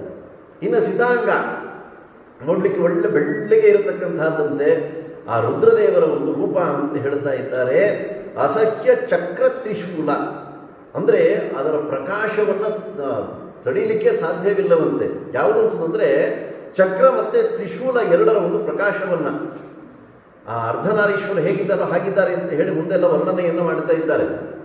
ಒಂದೇ ಒಂದು ದೇಹ ಅಂದರೆ ಒಂದು ಮನುಷ್ಯನ ದೇಹ ಹೇಗೆ ನೋಡ್ತಾ ಇದೆಯೋ ಆ ರೀತಿಯಲ್ಲೇ ನಾವು ನೋಡ್ಬೋದು. ಅದನ್ನು ಬಲಭಾಗದೊಳಗಡೆಗೆ ರುದ್ರದೇವರ ಒಂದು ಸನ್ನಿಧಾನ, ಎಡಭಾಗದೊಳಗಡೆಗೆ ಭಗವಂತನ ಸನ್ನಿಧಾನ. ಅಲ್ಲಿ ಕೈಯನ್ನು ಹಿಡ್ಕೊಂಡಿದ್ದಾರೆ. ಆ ಕೈಯನ್ನು ಹಿಡ್ಕೋಬೇಕಾಗಿದ್ರೆ ಬಲಗೈಯೊಳಗಡೆಗೆ ತ್ರಿಶೂಲ, ಕೆಳಗಡೆಗೆ ಒಂದು ಡಮರುಗ ಎಂಬತಕ್ಕಂತಹದ್ದನ್ನು, ಇನ್ನು ಎಡಭಾಗದಲ್ಲಿರತಕ್ಕಂತಹ ಯಾವ ಭಗವಂತನ ರೂಪದೊಳಗಡೆಗೆ ಒಂದು ಚಕ್ರವನ್ನು ಹಿಡ್ಕೊಂಡಿದ್ದಾನೆ, ಪದ್ಮವನ್ನು ಸಹಿತ ಕೆಳಗಡೆಗೆ ಹಿಡಿದುಕೊಳ್ಳತಕ್ಕಂತಹವನಾಗಿ ಆಗುತ್ತಾ ಇದ್ದಾನೆ. ಇಂತಹ ಸುದರ್ಶನಾದಿಗಳನ್ನೆಲ್ಲವನ್ನೂ ಸಹಿತ ಧಾರಣೆಯನ್ನು ಮಾಡಿರ್ತಕ್ಕಂತಹ ರೂಪ. ಮತ್ತೆ ಬಲಭಾಗದಲ್ಲಿರ್ತಕ್ಕಂಥ ಶಿರಸ್ಸಿನ ಭಾಗ ನೋಡ್ಬಿಡ್ತಿದ್ದಂತೆ ಶಿರಸ್ಸಿನ ಮೇಲ್ಭಾಗದೊಳಗಡೆಗೆ ಜಟೆಯನ್ನು ಕಟ್ಟಿದಂತೆ ಇದೆ. ಇನ್ನು ಎಡಭಾಗದಲ್ಲಿರತಕ್ಕಂಥ ಭಗವಂತನ ರೂಪ ಇದೆಯಲ್ಲ, ಅಲ್ಲಿ ಕಿರೀಟವನ್ನು ನಾವು ನೋಡಬಹುದು. ಚಿತ್ರವಾಗಿರತಕ್ಕಂಥ ಒಂದು ರೂಪ. ನಾವು ಮೊನ್ನೆ ಸಹ ಹೋಗುವಷ್ಟೊಳಗಡೆಗೆ ಸರಿಯಾಗಿ ನಿರ್ಮಾಲ್ಯದ ಒಂದು ಸಂದರ್ಭ, ಅಭಿಷೇಕ ಮಾಡಲಿಕ್ಕೆಲ್ಲ ಸಿದ್ಧ ಮಾಡಿಕೊಂಡಿದ್ರು. ಅದೇ ನೋಡ್ತಂದ್ರೆ ಆ ಎಡಭಾಗದಲ್ಲಿ ಇರತಕ್ಕಂಥ ಭಗವಂತನ ರೂಪ ಇದೆಯಲ್ಲ, ಅದರ ಭುಜ ಎಲ್ಲೋ ಸ್ವಲ್ಪ ಎತ್ತರದಲ್ಲಿ ಇದೆ, ವಿಸ್ತಾರವಾಗಿರ್ತಕ್ಕಂತಹ ಒಂದು ಆಕಾರ. ಆದರೆ ರುದ್ರದೇವರದು ಬಲಭಾಗದಲ್ಲಿ ಇರತಕ್ಕಂತಹದ್ದು ಆ ಭುಜ ಸ್ವಲ್ಪ ಕಡಿಮೆ ಇದೆ. ಅದರಲ್ಲೇ ಕಂಡು ಹಿಡಿದುಕೊಳ್ಳಬಹುದು ತಾರತಮ್ಯ. ಭಗವಂತ ಶ್ರೇಷ್ಠ ಸರ್ವೋತ್ತಮನಾಗಿರ್ತಕ್ಕಂಥವನು, ರುದ್ರದೇವರು ಅವರ ಅಧೀನದಲ್ಲಿ ಇರತಕ್ಕಂತಹವರು ಎಂಬತಕ್ಕಂತಹದ್ದು. ಹೀಗೆ ತಿಳಿಸ್ತಾ ಒಳ್ಳೆ ದಿವ್ಯವಾಗಿರತಕ್ಕಂತಹ ಅಸಖ್ಯವಾಗಿರತಕ್ಕಂತಹ ಸುದರ್ಶನ ಚಕ್ರ ತ್ರಿಶೂಲವನ್ನು ಧಾರಣೆಯನ್ನು ಮಾಡಿದ್ದಾರೆ. ಪರತರ ಗುರುಮೂರ್ತೆ, ಪರತರ ಅಂತ ಹೇಳ್ತಂತಂದ್ರೆ ತರಪ್ರತ್ಯಯ ತಮಪ್ರತ್ಯಯವನ್ನು ಹೇಳ್ತಾ ಇದ್ದಾರೆ. ಅಂದರೆ ಎರಡು ಪದಾರ್ಥಗಳಲ್ಲಿ ಶ್ರೇಷ್ಠತ್ವವನ್ನು ಹೇಳ್ತಕ್ಕಂಥದ್ದು, ಅನೇಕ ಪದಾರ್ಥಗಳಲ್ಲಿ ಶ್ರೇಷ್ಠತ್ವವನ್ನು ಹೇಳ್ತಕ್ಕಂಥದ್ದು. ಅದಕ್ಕೋಸ್ಕರ ತರಪ್ಪು ತಮ ಪ್ರತ್ಯಯ ಅಂತ ಹೇಳಲ್ಲ, ಅದು ವ್ಯಾಕರಣದ ವಿಶೇಷವನ್ನು ಅಲ್ಲಿ ಹೇಳ್ತಾ ಇದ್ದಾರೆ. ಆ ಪರತರ ಎಲ್ಲರಿಗಿಂತಲೂ ಸಹಿತ ಶ್ರೇಷ್ಠನಾಗಿರತಕ್ಕಂತಹ ಅವನು ನಮ್ಮ ಸಾಕ್ಷಾತ್ ಭಗವಂತ. ಅದರಿಂದ ಅವನು ಪರತರ. ಮತ್ತೆ ಗುರುಮೂರ್ತೆ ಅಲ್ಲೇ ಗುರುವಿನ ಸ್ಥಾನದಲ್ಲಿ ಇರತಕ್ಕಂಥವ್ರು ಯಾರು ಉಂಟಂತ ಹೇಳಿದ್ರೆ ನಮ್ಮ ರುದ್ರದೇವರು ಅಂತ ಹೇಳ್ತಾ ಇದ್ದಾರೆ. ಅದಕ್ಕೆ ದಾಸರು ಇನ್ನೊಂದು ಕಡೆ ವರ್ಣನೆ ಮಾಡ್ತಾ ಇದ್ದಾರೆ. ತೈಲಧಾರೆಯಂತೆ ಮನಸ್ಸು ಕೊಡು ಹರಿಯಲ್ಲಿ ಶಂಭೋ, ಕೈಲಾಸವಾಸ ಗೌರೀಶ ಈಶಾ. ಅವರ ಅನುಗ್ರಹ ಇದ್ದರೆ ಮಾತ್ರ ನಾವು ಭಗವಂತನಲ್ಲಿ ಮನಸ್ಸನ್ನು ಸ್ಫುಟವಾಗಿ ಇಡಲಿಕ್ಕೆ ಸಾಧ್ಯ. ಇಲ್ದಿರ ಇತ್ತಂದ್ರೆ ಹೇಳಿದ್ರಲ್ಲ, 10 ಗಾಯತ್ರಿ ಮಾಡೋಷ್ಟೊಳಗಡೆಗೆ ನಮ್ಮ ಮನಸ್ಸು 100 ಕಡೆಗೆ ಹೋಗಿರುತ್ತೆ. ಏನು ಮಾಡೋದಾಚಾರೆ, ಎಷ್ಟು ಕಂಟ್ರೋಲ್ ಮಾಡ್ತೀವಿ, ಏನು ಮಾಡಿದ್ರೂ ಸಹಿತ ಆ ಭಗವಂತನ ರೂಪವನ್ನು ಮನಸ್ಸನ್ನು ನಿಲ್ಲಿಸೋದಕ್ಕೆ ಸಾಧ್ಯ ಇಲ್ಲ ಅಂತ ಅಲ್ವೇ. ಬ್ಯಾಂಕ್ ಒಳಗಡೆ ಕೂತ್ಕೊಂಡು ಅಲ್ವೇ 50,000 ರೂಪಾಯಿ ಯಾರೋ ಕೊಟ್ಟಿರ್ತಾರೆ, ಅದನ್ನು ಎಣಿಸ್ಕೊಂಡು ಚಲನ್ ಫಿಲಪ್ ಮಾಡಿರ್ತಾರಲ್ಲ, ಅದನ್ನು ಮಾಡಿ ಕೊಡಬೇಕಾಗಿತ್ತು ಅಂತಂದರೆ ಅದನ್ನು ಎಣಿಸ್ಬೇಕಾಗಿದ್ರೆ ಹೇಗೆ ಎಣಿಸ್ತೀವಿ? ಈಗ ಮಿಷಿನ್ ಬಂದ್ಬಿಟ್ಟಿದೆ ಆಚಾರೆ. ಮಿಷಿನ್ ಬರ್ದಿರೋ ಕಾಲಕ್ಕೆ ನಾನು ಹೇಳ್ತಿರೋದು, ಹಿಂದಿನ ಕಾಲದ ದೃಷ್ಟ ಅಂತ ಇಲ್ಲ ಅಲ್ಲೇ. ಎಷ್ಟು ಜೋಪಾನವಾಗಿ ಎಣಿಸೋರಲ್ವ. ಯಾರಾದರೂ ಮಾತಾಡ್ತಿದ್ರೆ ಶ್ ಅಂತಂತ ಅಲ್ಲೇ 25, 26, 27 ಶ್ ಅಂತ ಎಷ್ಟು ಇಂಟ್ರೆಸ್ಟ್ ಇಟ್ಟು ನೋಡ್ತಾ ಇರ್ತೀವಲ್ಲ. ಒಂದೇನಾದರೂ ವ್ಯತ್ಯಾಸ ಆಯಿತು ಅಂತಂದರೆ ಕುತ್ತಿಗೆ ಬಂದ್ಬಿಡುತ್ತೆ. ಒಂದು ಸಂಖ್ಯೆ ವ್ಯತ್ಯಾಸ ಆಯಿತು ಅಂತಂದ್ರೆ ಅದಕ್ಕೆ ಎಷ್ಟು ಗಮನವನ್ನು ಇಟ್ಟು ನಾವು ದುಡ್ಡನ್ನು ಎಣಿಸ್ತೀವಿ. ಆ ರೀತಿಯಲ್ಲಿ ಏನಾದರೂ ಸಹಿತ ಜಪವನ್ನು ಮಾಡ್ತೀವಿ ಏನಂತಂದರೆ ಮಾಡಲ್ಲ. ನೀನು ಆ ದುಡ್ಡು ಎಣಿಸೋವಾಗ ಇಟ್ಟಿರುವಷ್ಟು ಗಮನವನ್ನು 10 ಗಾಯತ್ರಿಯನ್ನು ಮಾಡೋವಾಗ ನೀನು ಇಟ್ಟುಬಿಡ್ತು ಅಂತಂದರೆ ನೀನು ನೆಕ್ಸ್ಟ್ ಸ್ಟೆಪ್ಪಿಗೆ ಮೋಕ್ಷ ಕೊಟ್ಬಿಡ್ತೀಯ, ಹೊಟ್ಟೋಗ್ಬಿಡ್ತೇವೆ. ಅದು ಕೊಡಲ್ಲ ಭಗವಂತ ಮನಸ್ಸನ್ನು. ಎಲ್ಲೋ ಒಂದು ಕಡೆಯಲ್ಲಿ ಅಲ್ಲೇ ನಮ್ಮ ಮನಸ್ಸು ಹರಿದು ಹೋಗುವಂಥದ್ದಾಗಿ ಆಗ್ತಾ ಇರುತ್ತೆ. ಆದ್ದರಿಂದ ಪರತರ ಗುರುಮೂರ್ತೆ ಸರ್ವೋತ್ತಮನಾಗಿರತಕ್ಕಂಥವನು, ಜ್ಞಾನಪ್ರದರಾಗಿರತಕ್ಕಂತಹ ಅವರು ನಿನ್ನೆ ದಿವಸ ಹೇಳಿದ್ರಲ್ಲ, ಕಡು ರಕ್ಕಸಿಯ ಒಂದು ಇಳಿಯುವ ತನಕ ಸುಲಭವಲ್ಲವ ಮಹದಾನಂದ, ಅದರ ಒಳಹ ತಿಳಿಯಬೇಕು ಗುರುದಯದಿಂದ. ಅಂತಹ ಯಾವ ಸುಜ್ಞಾನವನ್ನು ಕೊಡತಕ್ಕಂಥವರು ನಮ್ಮ ಶುಕಾಚಾರ್ಯ ಭಾಗವತಾದಿ ಶಾಸ್ತ್ರಗಳನ್ನು ನಮಗೆ ಕೊಟ್ಟಿರುವಂತಹವರಾಗಿ ಆಗಿದ್ದಾರೆ. ಜ್ಞಾನೋಪದೇಶವನ್ನು ಮಾಡತಕ್ಕಂತಹ ಮೂರ್ತಿ ರೂಪದಲ್ಲಿ ನಿಂತಿದ್ದಾರೆ. ಪಾವನಾಪಾರ ಕೀರ್ತೆ, ಅಲ್ಲೇ ಪವಿತ್ರತೆಗೆ ಎಣೆಯೇ ಇಲ್ಲ ಅಂತ ಹೇಳ್ತಾ ಇದ್ದಾರೆ. ಒಂದು ಸಾಕ್ಷಾತ್ ಭಗವಂತನ ರೂಪ, ಇನ್ನೊಂದು ರುದ್ರದೇವರ ರೂಪ ಅಲ್ಲೇ ಇರತಕ್ಕಂಥದ್ದು. ಗಂಗೆಯನ್ನ ಪಾದದಲ್ಲಿ ಪಡೆದಿರತಕ್ಕಂಥ ರೂಪ ಇದೆ, ಅದು ಪಾವನವಾಗಿರತಕ್ಕಂಥ ತೀರ್ಥ ಅಂತ ಹೇಳಿ ಶಿರಸ್ಸಿನ ಧಾರಣೆ ಮಾಡಿರ್ತಕ್ಕಂಥ ರುದ್ರದೇವರ ರೂಪವೂ ಸಹಿತ ಇದೆ. ಅದರಿಂದ ಇಂತಹ ಎರಡು ರೂಪವೂ ಸಹಿತ ಒಂದೇ ಒಂದು ಪ್ರತಿಮೆಯಲ್ಲೇ ನಾವು ಚಿಂತನೆ ಎಂಬತಕ್ಕಂತಹದ್ದನ್ನು ಮಾಡಬಹುದು. ಇಂತಹ ಹರಿಹರ, ಹೇ ಮೂರ್ತೆ, ಈ ಹರಿಹರರಿಬ್ಬರೂ ಸಹಿತ ಏಕತ್ರದಲ್ಲಿ ಇದ್ದಾರೆ.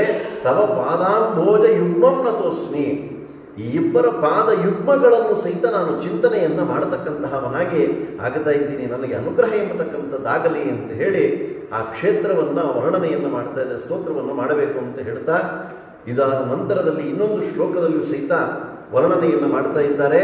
ಹರೇ ಭವಹರೇ ತೇಂಗ್ರೋ ಭಕ್ತಿರ್ ಮುಕ್ತಿ ಪ್ರದಾಸ್ತು ಮೇ ವೈರಾಗ್ಯ ಭಾಗ್ಯಂ ವಿತರ ಹರ ಗೌರಿ ಮನೋಹರ. ಎಂತಹವರು ಆ ರುದ್ರದೇವರು ಮತ್ತು ಭಗವಂತ ಅಂತ ಹೇಳಿದ್ರೆ, ಹರೇ ಭವಹರೇ ತೇಂಗ್ರೋ, ನಿನ್ನ ಅಂಗ್ರಿಯನ್ನ ನಾನು ಯಾವಾಗಲೂ ಸಹಿತ ಭಜಿಸ್ತಕ್ಕಂತಹವನಾಗಿ ಆಗ್ತಾ ಇದ್ದೀನಿ. ಹರೇ, ಹೇ ಹರೇ ಭವಹರೇ, ಈ ಭವವನ್ನು ನೀನು ನಾಶವನ್ನು ಮಾಡಿಬಿಡು. ನೋಡಿ, ನಮ್ಮ ಸಂಸಾರವನ್ನು ನಾಶ ಮಾಡತಕ್ಕಂಥದ್ದು ಭಗವಂತ ಒಬ್ಬನೇ, ಬೇರೆ ಇನ್ಯಾರೂ ಅಲ್ಲ. ಅವನು ಇಚ್ಛೆ ಪಟ್ಟರೆ ಮಾತ್ರ ನಮ್ಮ ಅಜ್ಞಾನಾದಿಗಳು ಹೋಗಿ ಒಳ್ಳೆ ಸುಜ್ಞಾನ ಬಂದು ಭಗವಂತನ ಅನುಗ್ರಹವನ್ನು ಪಡೀತಾ ಇದ್ದೀವಿ. ಇಲ್ಲದೇ ಹೆಚ್ಚು ಪಡೆಯೋದಕ್ಕೆ ಸಾಧ್ಯವೇ ಇಲ್ಲ ಅಂತ ಹೇಳ್ತಾ ಇದ್ದಾರೆ. ಇಂತಹ ಯಾವ ನಿನ್ನನ್ನು ಸ್ತೋತ್ರವನ್ನು ಮಾಡ್ತಾ ಇದ್ದೇನೆ. ಭಕ್ತಿರ್ ಮುಕ್ತಿ ಪ್ರದಾಸ್ತನೆ, ಭಕ್ತಿಯನ್ನು ಮತ್ತು ಮುಕ್ತಿಯನ್ನು ಎರಡನ್ನೂ ಸಹಿತ ನೀವು ಕೊಡತಕ್ಕಂತಹವರಾಗಿ ಆಗಿ ಅಂತ ಹೇಳ್ತಾ ಇದ್ದಾರೆ.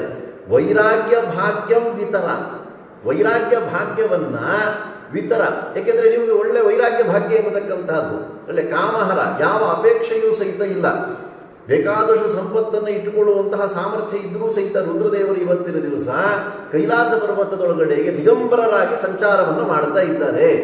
ಹಾಗಿದ್ರೆ ದಿಗಂಬರ ಅಂತ ಹೇಳಿದ್ರೆ ಗಜ ಚರ್ಮವನ್ನ ಧಾರಣೆಯನ್ನು ಮಾಡಿದ್ದಾರೆ. ಹಾಗಿದ್ರೆ ಅದು ಇದೆಯಲ್ಲ ಅಂತ ಹೇಳ್ತಿದ್ರೆ, ಕೆಲವು ಪದಾರ್ಥವನ್ನು ಧಾರಣೆಯನ್ನು ಮಾಡೋದನ್ನು ಸಹಿತ ಅದು ಇಲ್ಲದೇ ಇರತಕ್ಕಂಥ ರೀತಿಯಲ್ಲಿ, ಅದಕ್ಕೋಸ್ಕರ ಶಾಸ್ತ್ರದಲ್ಲೂ ಸಹಿತ ಹೇಳ್ತಾರೆ, ಬರೀ ಶಲ್ಯವನ್ನು ಒಂದು ಕಡೆಗೆ ಮಾತ್ರ ಹೊದ್ಕೊಳ್ತೀವಲ್ಲ, ಅದು ಹೊದ್ಕೊಂಡಂತೆ ಬರೋದಿಲ್ವಂತೆ. ಮತ್ತೇನಂತಂದ್ರೆ ಪೂರ್ತಿ ಹಾಕೋಬೇಕು, ಎರಡು ಕಡೆಗೂ ಸಹಿತ ಹೊದ್ಕೊಂಡಿರ್ಬೇಕು. ಹಾಗೆ ಹೊದ್ಕೊಂಡಿದ್ರೆ ಮಾತ್ರ ಅವನು ದ್ವಿವಸ್ತ್ರನಾಗಿ ಇದ್ದಾನೆ ಅಂತ ಹೇಳ್ತೀವಿ. ನಾವು ವಸ್ತ್ರ ಪಚ್ಚೆಯನ್ನು ಉಟ್ಕೊಂಡಿರ್ತೀವಿ ಅಲ್ಲೇ, ಒಂದು ಕಡೆಗೆ ಮಾತ್ರ ಹೀಗೆ ಹೊದ್ಕೊಂಡಿರ್ತೀವಿ, ಒಂದು ಸೈಡ್ ಮಾತ್ರ ಅಂತ ಹೇಳಿದ್ರೆ ಅದು ಬರೋದಿಲ್ಲ, ಅವನು ದ್ವಿವಸ್ತ್ರ ಇಲ್ಲ ಅಂತ ಹೇಳಾಗ್ಬಿಡುತ್ತದೆ ಶಾಸ್ತ್ರ. ಇಷ್ಟು ಸೂಕ್ಷ್ಮವಾಗಿರತಕ್ಕಂಥದ್ದು.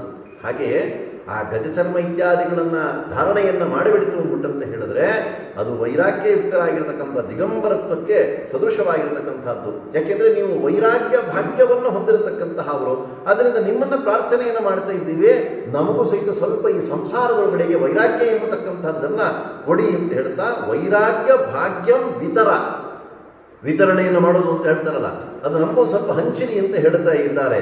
ಹರ ಗೌರಿ ಮನೋಹರ, ಅವರು ಲಕ್ಷ್ಮೀಪತಿ, ಇವರು ಹರ ರುದ್ರದೇವರು, ಗೌರಿ ಮನೋಹರ, ಗೌರಿ ದೇವಿಯರಿಗೆ ಮನಸ್ಸಿಗೆ ಒಳ್ಳೆ ಸಂತೋಷವನ್ನು ತಂದುಕೊಡತಕ್ಕಂತಹ ಅವರು ಎಂಬುದಾಗಿ ವರ್ಣನೆಯನ್ನು ಮಾಡ್ತಾ ಇದ್ದಾರೆ. ಮುಂದೆ ಇನ್ನೊಂದು ಶ್ಲೋಕದಲ್ಲಿ ಹೇಳ್ತಾರೆ, ಯದೇಕೇನ ವದ್ಯೋರಿಯೇ ತಥೋ ಹರಿಹರಾವುಭವ ಸಹಾಗಧಾವತ್ವ ವಧೋ ದೃಶ್ಯೋ ಐಕ್ಯಂ ಚೇತ್ ಶತ್ರುನಾಜಿತಮ್ಮ. ಆ ಎರಡು ರೂಪವು ಸಹಿತ ಒಂದೇ ಕಡೆಯಲ್ಲಿ ಇರೋದರಿಂದ ಅವರಿಬ್ಬರು ಸಹಿತ ಒಂದೇ ಅಂತ ಹೇಳಿ ಐಕ್ಯ ರೂಪವನ್ನು ಚಿಂತನೆಯನ್ನು ಮಾಡಿಬಿಟ್ರಂತೆ. ಅದರಿಂದಲೇ ಅವನಿಗೆ ಅಜ್ಞಾನಾದಿಗಳು ಬಂದು ಅವನನ್ನು ಈ ಹರಿಹರ ರೂಪ ಎಂಬತಕ್ಕಂಥದ್ದು, ಸಂಹಾರ ಎಂಬತಕ್ಕಂಥದ್ದನ್ನು ಮಾಡತಕ್ಕಂಥವರಾಗಿ ಆಗುತ್ತಾ ಇದ್ದಾರೆ. ಯಾರವರು ಅಂತ ಹೇಳಿದ್ರೆ ಗುಹನಾಮಕನಾಗಿರ್ತಕ್ಕಂಥ ದೈತ್ಯನನ್ನು ಸಂಹಾರವನ್ನು ಮಾಡಿರ್ತಕ್ಕಂಥದ್ದು ಅಂತ ಹೇಳಿ. ಅದಕ್ಕೋಸ್ಕರವಾಗಿ ನೋಡ್ರಿ, ಅಜ್ಞಾನ ಬಂತು ಅಂತಂದರೆ ನಾವು ಹಾಳಾಗ್ತೀವಿ. ಆದ್ದರಿಂದ ಸುಜ್ಞಾನವನ್ನು ಪಡೆಯತಕ್ಕಂಥವರಾಗಿ ಆಗಬೇಕು. ಆದ್ದರಿಂದ ಹರಿಹರರಿಬ್ಬರೂ ಸಹಿತ ಐಕ್ಯ ಒಂದೇ ಅಲ್ಲ, ಒಂದೇ ರೂಪದಲ್ಲಿ ಇರಬಹುದು, ಆದರೆ ಒಂದೇ ಯಾವತ್ತೂ ಸಹಿತ ಸಾಧ್ಯ ಇಲ್ಲ. 10 ಲೀಟ್ರ್ ಹಾಲಿರುತ್ತೆ, ಅದಕ್ಕೆ 1 ಲೀಟ್ರು ಅಥವಾ 2 ಲೀಟ್ರು ನೀರನ್ನು ಬೆರೆಸ್ತೀವಿ ಅಲ್ಲ, ಏನಾದ್ರೆ ಐಕ್ಯ ಆಗೋಗ್ಬಿಡುತ್ತೆ ಅಂತಂದರೆ ಒಂದರಂತೆ ಕಾಣತ್ತಷ್ಟೇ ಹೊರತು ಅದೆಲ್ಲೂ ಸೇರ್ಕೊಳ್ಳೋದು. ಹಾಗಿದ್ರೆ ಎಲ್ಲೂ ಸೇರ್ಕೊಳ್ಳೋ ಹಾಗಿದ್ರೆ ಹಾಲು ಎಷ್ಟಿರಬೇಕಾಗಿತ್ತು? 10 ಲೀಟ್ರ್ ಇರಬೇಕಾಗಿತ್ತು. 2 ಲೀಟ್ರ್ ನೀರು ಸೇರಿಸಿದ್ರೆ ಏನಾಗುತ್ತೆ? ಅದು 12 ಲೀಟ್ರ್ ಆಗತ್ತದು. ಆದ್ದರಿಂದ ಎಂದಿಗೂ ಸಹಿತ ಐಕ್ಯ ಆಗಲ್ಲ. ಇದು ಪದಾರ್ಥವೇನೇ ಐಕ್ಯ ಆಗಲ್ಲ ಅನ್ನಬೇಕಾಗಿದ್ರೆ ಇನ್ನು ಹರಿಹರನಿಬ್ಬರು ಸಹಿತ ಐಕ್ಯ ಆಗ್ತಾರೆ ಅಂತಂದರೆ ಆಗೋದಿಲ್ಲ. ಆ ಗುಹ ಎಂಬತಕ್ಕಂಥ ದೈತ್ಯನನ್ನು ಸಂಹಾರವನ್ನು ಮಾಡಲಿಕ್ಕೋಸ್ಕರವಾಗಿಯೇ ಈ ಪ್ರಕಾರವಾಗಿ ರೂಪವನ್ನು ಪ್ರಕಟವನ್ನು ಪಡಿಸತಕ್ಕಂಥವರಾಗಿ ಆಗುತ್ತಾ ಇದ್ದಾರೆ. ಇದಾದ ನಂತರದೊಳಗಡೆಗೆ ಇನ್ನೊಂದು ಶ್ಲೋಕದಲ್ಲಿ ಆ ರುದ್ರದೇವರನ್ನು ಹಾಗೂ ಭಗವಂತನನ್ನು ವರ್ಣನೆಯನ್ನು ಮಾಡ್ತಾ ಇದ್ದಾರೆ. ಅರ್ಧನಾರೀಶ್ವರ ಶಂಭು ಯಥಾ ಭೇದೇಪಿ ದೃಶ್ಯತೆ ಮೂರ್ತೆ ರೇಖೈಕ ಭಾಗಸ್ಥೋ ತಥಾ ಹರಿಹರಾವುಭೋ. ಹರಿಹರಾವಿಮೌ ಹೇಗಿದ್ದಾರೆ ಅಂತಂದರೆ ಅರ್ಧನಾರೀಶ್ವರ ಶಂಭು. ಆ ಅರ್ಧನಾರೀಶ್ವರ ರೂಪ ಅಂತ ಹೇಳಿ ನಾವೆಲ್ಲ ಲೋಕದಲ್ಲಿ ಕೇಳಿದ್ದೀವಿ. ಅಂದರೆ ಒಂದು ಭಾಗದಲ್ಲಿ ರುದ್ರದೇವರು, ಬಲಭಾಗದಲ್ಲಿ ರುದ್ರದೇವರು, ಎಡಭಾಗದೊಳಗಡೆಗೆ ಪಾರ್ವತೀ ದೇವಿಯರು ಅಂತ ಹೇಳಿ. ಅಂದರೆ ನಮ್ಮಲ್ಲೂ ಸಹಿತ ಅರ್ಧಾಂಗಿ ಅರ್ಧಾಂಗಿ ಅಂತ ಹೇಳಿ ಕರೀತಾ ಇರ್ತೀವಿ ಅಲ್ವಾ? ಅರ್ಧಾಂಗಿ ಅಂತಂದರೆ ಎಡಭಾಗದ್ದೇನೆ ಅಂತ ಹೇಳಿ ಅದೇ. ಅಂದರೆ ನಾವು ದುಡ್ಡೆಲ್ಲ ಇಟ್ಕೊಳ್ತೀವಿ ಎಡಭಾಗದಲ್ಲಿ, ಅಂದರೆ ಖರ್ಚೆಲ್ಲನೂ ಸಹಿತ ಅವ್ರದೇನೆ ಅಂತ ಹೇಳಿ ಹಾಸ್ಯಕ್ಕೆ ಹೇಳುವಂಥದ್ದು ಉಂಟು. ಅಂದರೆ ಆ ವ್ಯಕ್ತಿಯ ಎಡಭಾಗದಲ್ಲಿ ಸ್ತ್ರೀಯ ಒಂದು ರೂಪವನ್ನು ಚಿಂತನೆ ಮಾಡತಕ್ಕಂಥದ್ದು. ಅದಕ್ಕೋಸ್ಕರ ಈ ನಾಡಿ ಪ್ರಕರಣ ಇತ್ಯಾದಿಗಳನ್ನೆಲ್ಲ ಹೇಳಬೇಕಾಗಿದ್ದರೆ ಬಲಗಡೆಗೆ ಪುರುಷ ನಾಡಿಗಳು, ಎಡಗಡೆಗೆ ಸ್ತ್ರೀ ನಾಡಿಗಳು ಅಂತ ಹೇಳಿ 72,000 ನಾಡಿಗಳು, ಅದನ್ನು ಈ ಭಾಗವನ್ನು ಮಾಡಿ ಪುರುಷ ನಾಡಿ ಸ್ತ್ರೀ ನಾಡಿಯನ್ನು ಚಿಂತನೆಯನ್ನು ಮಾಡತಕ್ಕಂಥದ್ದು ಅಲ್ಲೇ. ಯಾವುದೋ ಒಂದು ಸಂದರ್ಭದಲ್ಲಿ ಭೋಜನಕ್ಕೆ ಕರಿಬೇಕು, ಯಾರನ್ನಾದರೂ ಸಹಿತ ಅವರೊಬ್ಬರಿಗೆ ಕರೆದಿರ್ತಾರೆ ಅಲ್ರಿ, ದಂಪತಿಗಳನ್ನು ಮಾಡಿಸ್ಬೇಕು ಅಂತ ಹೇಳಿಸು, ಭೋಜನ ಮಾಡಿಸ್ಬೇಕು ಅಂತಂದರೆ ಅಲ್ಲೇನೇ ಪುರುಷ ಸ್ತ್ರೀ ನಾಡಿಗಳನ್ನು ಚಿಂತನೆಯನ್ನು ಮಾಡಿ ಅಂತರ್ಯಾಮಿಯಾದ ಭಗವಂತನಿಗೆ ಲಕ್ಷ್ಮೀ ನರಸಿಂಹದೇವರಿಗೆ ಸಮರ್ಪಣೆಯನ್ನು ಮಾಡ್ತಾ ಇದ್ದೀವಿ, ಸೇವೆಯನ್ನೆಲ್ಲ ಅಂತ ಹೇಳಿ ಚಿಂತನೆಯನ್ನು ಮಾಡತಕ್ಕಂಥದ್ದು. ಅದು ಉಪಾಸನಾ ಕ್ರಮದಲ್ಲಿ ಬರತಕ್ಕಂಥ ವಿಷಯ. ಹಾಗೆ ಆ ಎಡಭಾಗದೊಳಗಡೆಗೆ ಆ ಸ್ತ್ರೀ ರೂಪವನ್ನು ಚಿಂತನೆಯನ್ನು ಮಾಡತಕ್ಕಂತಹದ್ದು. ನಾವಿವಾಗ ಭೋಜನಕ್ಕೆ ಎಲ್ಲಾದರೂ ಸಹಿತ ಹೋಗಿರ್ತೀವಿ, ಮಂಡಲವನ್ನು ನಾವು ಎಡಗೈಯಲ್ಲಿ ಮಾಡ್ಕೋಬೇಕು. ನಾವು ಮಾಡಬೇಕಾಗಿತ್ತು ಅನ್ನೋದೇ ನಮ್ಮ ಒಂದು ಎಲೆಗೆ ಮಂಡಲ ಮಾಡ್ಕೋಬೇಕಾಗಿದ್ದರೆ ಎಡಗೈಯಲ್ಲೇ ಮಾಡ್ಕೊಳ್ತೀವಿ. ಯಾಕೆ ಮಾಡ್ಕೊಳ್ಳೋದು ಅಂತಂದರೆ ವಾಮಭಾಗ ಎಂಬತಕ್ಕಂಥದ್ದು ಪತ್ನಿಯ ಒಂದು ಸ್ಥಾನ. ಆದ್ದರಿಂದ ಎಡಗೈ ಅಂದರೆ ನಾವು ಊಟ ಕೂತ್ಕೋಬೇಕಾಗಿದ್ದರೆ ಹೆಂಡತಿ ಮಂಡಲವನ್ನು ಮಾಡಿ ಅಲ್ಲ ಭೋಜನವನ್ನೆಲ್ಲವೂ ಸಹಿತ ಬಡಿಸಿ ಆನಂತರದಲ್ಲಿ ನಾವು ಪರಿಶೇಚನವನ್ನು ಮಾಡಿದ ಮೇಲಿಂದ ತೀರ್ಥವನ್ನು ನಾವೇ ಹಾಕ್ಕೊಳ್ಳೋ ಹಾಗಿಲ್ಲ. ಯಾಕೆಂದ್ರೆ ನಾವು ಹಾಕ್ಕೊಳ್ತಂದ್ರೆ ನಾವು ಎಡಗೈಯಲ್ಲಿ ಹಾಕ್ಕೊಂಡಂಗೆ ಆಗತ್ತೆ. ತೀರ್ಥ ಎಡಗೈಯಲ್ಲಿ ಮುಟ್ಟು ಅಂತಂದರೆ ಹೋಯ್ತು ಸನ್ನಿಧಾನ ಅಲ್ಲೇ, ಉಗುರು ತಗೊಳಿದ್ರೆ ಹೋಯ್ತು. ಎಷ್ಟು ಸೂಕ್ಷ್ಮ ಇರುತ್ತೆ. ಮತ್ತು ಇನ್ಯಾರು ಹಾಕ್ಬೇಕು ತೀರ್ಥ ಅಂತಂದರೆ ಅರ್ಧಾಂಗಿಯಾಗಿರ್ತಕ್ಕಂಥ ಹೆಂಡತಿ ಹಾಕಬೇಕು ಅಲ್ಲೇ. ಮನೆಯವರೇನೋ ಇಟ್ಟಿರೈತು ಮುಳುಗೋಗಿತ್ತು ಅಂದರೆ ಅವ್ರಿಗೆ ಮಾತ್ರ ಹಾಕ್ಕೊಳ್ಳಿಕ್ಕೆ ಅವಕಾಶ, ಅಥವಾ ಬೇರೆಯವ್ರು ಇರಬೇಕಂದ್ರೆ. ಅದಕ್ಕೆ ಪೂರ್ವಿಕರು ಯಾರೋ ಹಾಗೆ ಹಾಕೊಂಡಂತೆ, ಬೇರೆ ಇನ್ನೊಬ್ರು ಇದ್ದಾರೆ ಆಚಾರ್ಯರು, ಇವರು ಎಡಗೈನೇ ತೊಗೊಂಡ್ರಂತೆ. ಅದಕ್ಕೆ ಹೇಳಿದ್ರಂತೆ ನಿನ್ನ ಎಡಗೈಗಿಂತ ಸಹಿತ ನನ್ನ ಬಲಗೈ ಶ್ರೇಷ್ಠವಾಗಿದೆ ಅಂತಂದ್ರಂತೆ. ಎಷ್ಟು ಸೂಕ್ಷ್ಮ ಇರುತ್ತೆ ನೋಡ್ರಿ. ಅದರಿಂದ ಆ ತೀರ್ಥವನ್ನು ಎಡಗೈಯಲ್ಲಿ ಮುಟ್ಟತಕ್ಕಂತಹದ್ದು, ಉಗುರನ್ನು ತಗಲಿಸ್ತಕ್ಕಂಥದ್ದು, ಹೀಗೆಲ್ಲ ಮಾಡಲಿಕ್ಕೆ ಹೋಗಬಾರ್ದು. ಇದೆಲ್ಲ ಧರ್ಮ ಸೂಕ್ಷ್ಮದಲ್ಲಿ ತಿಳಿಸುವಂಥ ವಿಷಯಗಳು. ಹಾಗೆ ಆ ಮಂಡಲವನ್ನು ಮಾಡ್ಕೋಬೇಕಾಗಿತ್ತು ಅಂದರೆ ಎಡಗೈಯಲ್ಲಿ ಮಾಡಿಕೊಳ್ತಕ್ಕಂಥದ್ದು. ಯಾಕೆಂದರೆ ಎಡಭಾಗದಲ್ಲೇ ಆ ಪತ್ನಿಯ ಸನ್ನಿಧಾನ. ಹಾಗೆ ಆ ಅರ್ಧನಾರೀಶ್ವರ ರೂಪದಲ್ಲಿಯೂ ಸಹಿತ ಇದನ್ನೇ ತಿಳಿಸ್ತಾ ಇದ್ದಾರೆ. ಅದರಂತೆ ಇಲ್ಲಿ ಚಿಂತನೆಯನ್ನು ಮಾಡತಕ್ಕಂಥದ್ದು. ಅರ್ಧನಾರೀಶ್ವರ ಶಂಭೋ ಯಥಾ ಭೇದೇಪಿ ದೃಶ್ಯತೆ, ಅದರಲ್ಲೇ ಭೇದ ಇದ್ದಂತೆಯೇ ಅಲ್ಲಿ ಕಾಣಿಸುವಂತಹದ್ದಾಗಿ ಆಗ್ತಾ ಇದೆ. ಆ ಶಂಭು ರುದ್ರದೇವರು ಸಹಿತ ಅಲ್ಲಿದ್ದಾರೆ. ಇನ್ನು ಹೇಗಿದ್ದಾರೆ ಅಂತಂದರೆ ಮೂರ್ತೆ ರೇಗೈಕ ಭಾಗಸ್ಥೋ ಅಲ್ಲೇ, ಒಂದು ಭಾಗದೊಳಗಡೆಗೆ ರುದ್ರದೇವರ ಒಂದು ಸನ್ನಿಧಾನ, ಇನ್ನೊಂದು ಭಾಗದೊಳಗಡೆಗೆ ಸಾಕ್ಷಾತ್ ಭಗವಂತನ ಸನ್ನಿಧಾನ ಎಂಬತಕ್ಕಂಥದ್ದನ್ನು ನಾವು ನೋಡುವಂತಹವರಾಗಿ ಆಗುತ್ತಾ ಇದ್ದೀವಿ ಅಂತ ಹೇಳಿ ವರ್ಣನೆಯನ್ನು ಮಾಡ್ತಾ ಇದ್ದಾರೆ. ಇದಕ್ಕೆ ಒಂದು ದೃಷ್ಟಾಂತವನ್ನು ಸಹಿತ ವಾದರಾಜರು ಕೊಡುವಂತಹವರಾಗಿ ಆಗುತ್ತಾ ಇದ್ದಾರೆ. ನಿರ್ವಿಷಂ ವತ್ಸಲಾಭಶ್ಚಾಯತ ಏಕಾಮಾಶ್ರಿತೋ ಲತಾಂಬ ತಥಾ ಹರಿಹರೋ ಭಿನ್ನ ರಾಮವ್ಯೇಕಮೂರ್ತಿಗೋ. ಹೇಗಿದ್ದಾರೆ ಅಂದರೆ ನಿರ್ವಿಷಂ, ಆ ವತ್ಸಲಾಭ ಎಂಬತಕ್ಕಂತಹ ಒಂದು ಬಳ್ಳಿ ಇದೆ. ಅದು ಹೇಗಿರುತ್ತಂದರೆ ಈ ಅಮೃತ ಬಳ್ಳಿ ಇರುತ್ತಲ್ಲ, ಆ ರೀತಿಯಾಗಿರ್ತಕ್ಕಂಥದ್ದು ಅದಲ್ಲ. ಆ ವತ್ಸಲಾಭ ಅಂತ ಹೇಳಿ ಅದರಲ್ಲಿ 2 ರೀತಿಯಾಗಿರ್ತಕ್ಕಂತಹ ಒಂದು ಅಂಶಗಳು ಯುಕ್ತವಾಗಿರ್ತಕ್ಕಂಥದ್ದು. ಆ ಮೂಲಿಕೆಯಲ್ಲಿ ಇರತಕ್ಕಂಥದ್ದು ವತ್ಸಲಾಭ ಎಂಬತಕ್ಕಂಥದ್ದು. ಯಥಾ ಏಕಾಲತ, ಒಂದೇ ಲತೆ ಒಳಗಡೆಗೆ ವಿಷವೂ ಸಹಿತ ಇದೆ, ನಿರ್ವಿಷಯುಕ್ತವಾಗಿರ್ತಕ್ಕಂಥದ್ದು ಸಹಿತ ಇದೆ ಅಂತ ಹೇಳಿ. ಅದಕ್ಕೋಸ್ಕರ ಕೆಲವೊಂದು ಪದಾರ್ಥವನ್ನು ಸ್ವೀಕಾರವನ್ನು ಮಾಡುವಾಗ ನೋಡ್ರಿ, ಇಂಥ ಭಾಗವನ್ನು ಪದಾರ್ಥವನ್ನು ತಗೋಬೇಡ್ರಿ ಅಂತ ಹೇಳುತ್ತಾನೆ. ಒಂದೇ ಪದಾರ್ಥ ಅದರೊಳಗಡೆ ಇಂಥ ತಗೋಬಾರ್ದು ಅಂತ ಹೇಳ್ತಾನೆ. ಅದರೊಳಗಡೆಗೆ ವಿಷಯುಕ್ತವಾಗಿರ್ತಕ್ಕಂಥದ್ದಾಗಿ ಆಗತ್ತೆ. ಆದ್ದರಿಂದ ಆ ಒಂದೇ ಬಳ್ಳಿ ಒಳಗಡೆಗೆ ವಿಷ ಮತ್ತು ಅಮೃತಯುಕ್ತವಾಗಿರ್ತಕ್ಕಂಥದ್ದಾಗತ್ತೆ. ಅದೇ ರೀತಿಯಲ್ಲೇನೆ ಅಮೃತಪ್ರದನಾಗಿರ್ತಕ್ಕಂಥ ಭಗವಂತ ಅಲ್ಲೇ ವಿಷವನ್ನು ಸ್ವೀಕಾರ ಮಾಡಿರ್ತಕ್ಕಂತಹ ರುದ್ರದೇವರು ಇಬ್ಬರೂ ಸಹಿತ ಆ ಪ್ರತೀಕದೊಳಗಡೆಗೆ ನಾವು ನೋಡುವಂತಹವರಾಗಿ ಆಗುತ್ತಾ ಇದೆ. ಒಂದರಲ್ಲೇ ಆಶ್ರಯವನ್ನು ಮಾಡುವಂತಹವರಾಗಿ ಆಗುತ್ತಾ ಇದೆ. ತಥಾ ಹರಿಹರೋ ಭಿನ್ನೋ, ಅದರಿಂದ ಹರಿಹರರಿಬ್ಬರೂ ಸಹಿತ ಭಿನ್ನರಾಗಿಯೇ ಇದ್ದಾರೆ. ಒಂದು ಅಂತ ಹೇಳಿ ಯಾವತ್ತೂ ಸಹಿತ ಚಿಂತನೆಯನ್ನು ಮಾಡಲಿಕ್ಕೆ ಹೋಗಬೇಡಿ ಅಂತ ಹೇಳ್ತಾ, ಇಂತಹ ಯಾವ ಮೂರ್ತಿಗೋ ಆ ಮೂರ್ತಿಯಲ್ಲಿ ಇರತಕ್ಕಂತಹದ್ದು ಅಂತ ಹೇಳಿ ತಿಳಿಸುವಂತಹವರಾಗಿ ಆಗುತ್ತಾ ಇದ್ದಾರೆ. ಇದಾದ ನಂತರದೊಳಗಡೆಗೆ ಬಿದರಹಳ್ಳಿಯಲ್ಲಿರತಕ್ಕಂತಹ ಸೋಮೇಶ್ವರರ ಸನ್ನಿಧಾನ ಎಂಬತಕ್ಕಂತಹದ್ದು ಅಲ್ಲೇ ಸೋಮೇಶ್ವರಾಯ ಸಿತಭೂತಿ ವಿಕಸ್ವರಾಯ ಪ್ರೇಮ ಪ್ರವೃದ್ಧ ಗಿರಿಜಾ ಹುದಿಭಾಸ್ವರಾಯ ತುಂಗೋಲ್ಲಸ ಪವನ ಪಾಲಿತ ವಂಶವಲ್ಲಿ ಮಾಂಗಲ್ಯ ಹೇತು ಚರಿತಾಯ ನಮಃ ಶಿವಾಯ. ಸೋಮೇಶ್ವರಾಯ ಅಲ್ಲೇ ಸಿತಭೂತಿ ವಿಕಸ್ವರಾಯ ಹೇಗಿದ್ದಾರೆ ಅಂತಂದ್ರೆ, ಸಿತಭೂತಿ ವಿಕಸ್ವರಾಯ ಭಸ್ಮಾದಿಗಳನ್ನೆಲ್ಲವೂ ಸಹಿತ ಧಾರಣೆಯನ್ನು ಮಾಡಿರ್ತಕ್ಕಂತಹವರಾಗಿ ಆಗಿದ್ದಾರೆ. ಸೋಮೇಶ್ವರಾಯ ಚಂದ್ರರಿಗೆ ಈಶ್ವರ ಅಲ್ಲೇ ಆ ಚಂದ್ರನ ಶಿರಸ್ಸಿನ ಮೇಲೆ ಧಾರಣೆಯನ್ನು ಮಾಡಿರ್ತಕ್ಕಂಥದ್ದು. ಆದ್ದರಿಂದ ಚಂದ್ರಮೌಳಿ ಅಂತ ಹೇಳಿ ಅವರನ್ನು ಕರೀತಾ ಇದ್ದಾರೆ. ಪ್ರೇಮ ಪ್ರವೃದ್ಧ ಗಿರಿಜಾ ಹುದಿಭಾಸ್ವರಾಯ ಆ ಪ್ರೇಮಪೂರ್ಣರಾಗಿರತಕ್ಕಂತಹವರು ಪಾರ್ವತೀ ದೇವಿಯರ ಹೃದಯದಲ್ಲಿ ಯಾವಾಗಲೂ ಸಹಿತ ಸ್ಥಾನವನ್ನ ಹೊಂದಿರತಕ್ಕಂತಹವರು ಅಂತ ಹೇಳ್ತಾ ಇದ್ದಾರೆ. ಇಂತಹ ಯಾವ ಪ್ರೇಮ ಪ್ರವೃದ್ಧ ಗಿರಿಜಾ ಭಾಸ್ವರಾಯ ಒಳ್ಳೆ ಪ್ರಕಾಶಮಾನವಾಗಿರತಕ್ಕಂತಹವರು ತುಂಗೋಲ್ಲಸತ್ ಪವನ ಪಾಲಿತ ವಂಶಪಲ್ಲಿ ಮಾಂಗಲ್ಯ ಹೇತು ಚರಿತಾಯ ನಮಃ ಶಿವಾಯ. ಒಳ್ಳೆ ತುಂಗೋಲ್ಲಸತ್ ಶ್ರೇಷ್ಠವಾಗಿರತಕ್ಕಂತಹ ತುಂಗಾ ನದಿಯ ತೀರದಲ್ಲಿ ಇರತಕ್ಕಂತಹ ಅವರು ಇಂತಹ ಯಾವ ತುಂಗಾ ನದಿಯ ಮೇಲೆ ಹರಿದು ಹೋಗತಕ್ಕಂತಹ ಒಂದು ಗಾಳಿಯಿಂದ ಆ ಕ್ಷೇತ್ರ ಎಲ್ಲವೂ ಸಹಿತ ಪಾವನವಾಗತಕ್ಕಂಥದ್ದಾಗಿ ಆಗುತ್ತಾ ಇದೆಯಂತೆ. ಇಂತಹ ಬಿದರಹಳ್ಳಿಯ ಒಂದು ಗ್ರಾಮ ಎಂಬತಕ್ಕಂಥದ್ದು, ಅದಕ್ಕೆ ವೇಣುಗ್ರಾಮ ಅಂತೇಳಿ ಕರೀತಾ ಇದ್ದಾರೆ. ನಮಗೆಲ್ಲ ಆದಷ್ಟು ಸಹಿತ ಸಂಸ್ಕೃತ ಬೇಡವೇ ಬೇಡ ಅಲ್ಲೇ, ಕನ್ನಡನೂ ಇವಾಗೆಲ್ಲ ಬಿಟ್ಬಿಡ್ತಿದ್ದೀವಿ. ಇಂಗ್ಲೀಷ್ ಮೀಡಿಯಂ ಇದ್ರೆ ಹೇಳಿ ಅಂತ ಗೊತ್ತಾಯ್ತಾ. ಅದಕ್ಕೋಸ್ಕರ ಹಿಂದಿನ ಕಾಲದ ಒಂದು ಶಬ್ದಗಳೆಲ್ಲ ಹೊರಟೋಯ್ತು. ಈಗ ವಾದರಾಜರ ಅವತಾರವಾಗಿರುವಂಥದ್ದು ಮೊನ್ನೆ ದ್ವಾದಶಿ ದಿವಸ, ಹಾಗೆಲ್ಲ ಪುರಾಣ ಹೇಳಬೇಕಾಗಿದ್ರು ನಾವೇನು ಹೇಳ್ತೀವಿ ಅಂತ ಹೇಳಿದ್ರೆ, ಅಲ್ಲಿ ಹೂವಿನ ಕೆರೆಯಲ್ಲಿ ಅವತಾರ ಮಾಡಿದ್ದು ಹೂವಿನ ಕೆರೆಯಲ್ಲಿ ಅಂತ ಹೇಳಿ, ಅದು ಹೂವಿನ ಕೆರೆ ಅಲ್ಲ, ಪುಷ್ಪಕಾಸಾರ ಅಂತ ಹೇಳಿ ಅದರ ಹೆಸರು ಆಯ್ತಾ. ಈಗ ನಾವು ದೇವರಾಯನ ದುರ್ಗ ಅಂತ ಹೇಳಿದ್ರೆ ಗೊತ್ತಾಗತ್ತೆ ಹೊರತು ಕರಿಗಿರಿ ಅಂತ ಹೇಳಿದ್ರೆ ಎಷ್ಟೋ ಜನಕ್ಕೆ ಗೊತ್ತೇ ಆಗಲ್ಲ. ಕೆಲವ್ರಿಗೆ ಮಾತ್ರ ಗೊತ್ತಾಗುತ್ತೆ, ಪುರಾಣ ಕೇಳಿರ್ತಾರೆ ಅದರಿಂದ ಗೊತ್ತಾಗುತ್ತೆ. ಇಲ್ಲ ಸಾಮಾನ್ಯರಿಗೆ, ಅಥವಾ ನೀವು ಇವಾಗ ಸೀದಾ ಬಸ್ ಸ್ಟ್ಯಾಂಡ್ಗೆ ಹೋಗ್ರಿ ಅದಾಯ್ತಾ, ನಾನು ಕರಿಗಿರಿಗೆ ಹೋಗ್ಬೇಕು ಟಿಕೆಟ್ ಕೊಡ್ರಿ ಅಂತಂದ್ರೆ, ಅಲ್ಲ ಡೈರೆಕ್ಟ್ ಬಸ್ ಇಲ್ಲ ಅಂತ ಇಟ್ಕೊಳ್ರಿ ಅಲ್ಲಿಗೆ. ಕರಿಗಿರಿಗೆ ಹೋಗ್ಬೇಕು ಅಂತಂದ್ರೆ ಬಿಳಿಗಿರಿ ಇದೆ ರೀ, ಕರಿಗಿರಿ ಯಾವುದೂ ಇಲ್ಲ ಅಂತಂದು ಈಚೆ ಕಡೆ ಕಳಿಸ್ಬಿಡ್ತಾನೆ ಅಲ್ಲೇ. ಬಹುಶಃ ಬಿಳಿಗಿರಿ ಪಕ್ಕದೊಳಗಡೆ ಕರಿಗಿರಿ ಇರ್ಬೋದು ಅಂತ ಹೇಳಿ ಬಿಳಿಗಿರಂಗನ ಬೆಟ್ಟದ ಬಸ್ ಇರುತ್ತಲ್ಲ ಚಾಮರಾಜನಗರದ ಹತ್ರ, ಅಲ್ಲಿ ಕಳಿಸ್ಬಿಡ್ತಾನೆ. ಆ ಪುರಾಣೋಕ್ತವಾದಂಥ ಹೆಸರು ಸಹಿತ ನಮಗೆ ಗೊತ್ತಿಲ್ಲ. ಪುಷ್ಪಕಾಸಾರ ಅಂತ ಹೇಳಿ ಹೆಸರು. ಪುಷ್ಪ ಅಂದರೆ ಹೂವುಗಳು, ಅದೆಲ್ಲ ವಿಶೇಷವಾಗಿ ಬೆಳೀತಾ ಇತ್ತಂತೆ ಆ ಕಾಸಾರ ಒಂದು ಸರೋವರದೊಳಗಡೆಗೆ. ಅದಕ್ಕೋಸ್ಕರ ಕೆರೆ ಅಲ್ಲ, ಕಾಸಾರ ಅಂತಂದ್ರೆ ಅದು ಕೆರೆ ಅಂತ ಹೇಳಿ ಕನ್ನಡದೊಳಗಡೆ, ಅದಕ್ಕೋಸ್ಕರ ಹೂವಿನ ಕೆರೆ ಅಂತ ಹೇಳಿ ಹೆಸರು ಬಂದುಬಿಟ್ಟಿದೆ. ಆ ಪ್ರಕಾರವಾಗಿ ನಾನು ಇಲ್ಲಿ ವೇಣುಗ್ರಾಮ ಅಂತ ಹೇಳಿ ಅದು ಶಾಸ್ತ್ರೋಕ್ತವಾಗಿರತಕ್ಕಂಥ ಹೆಸರು.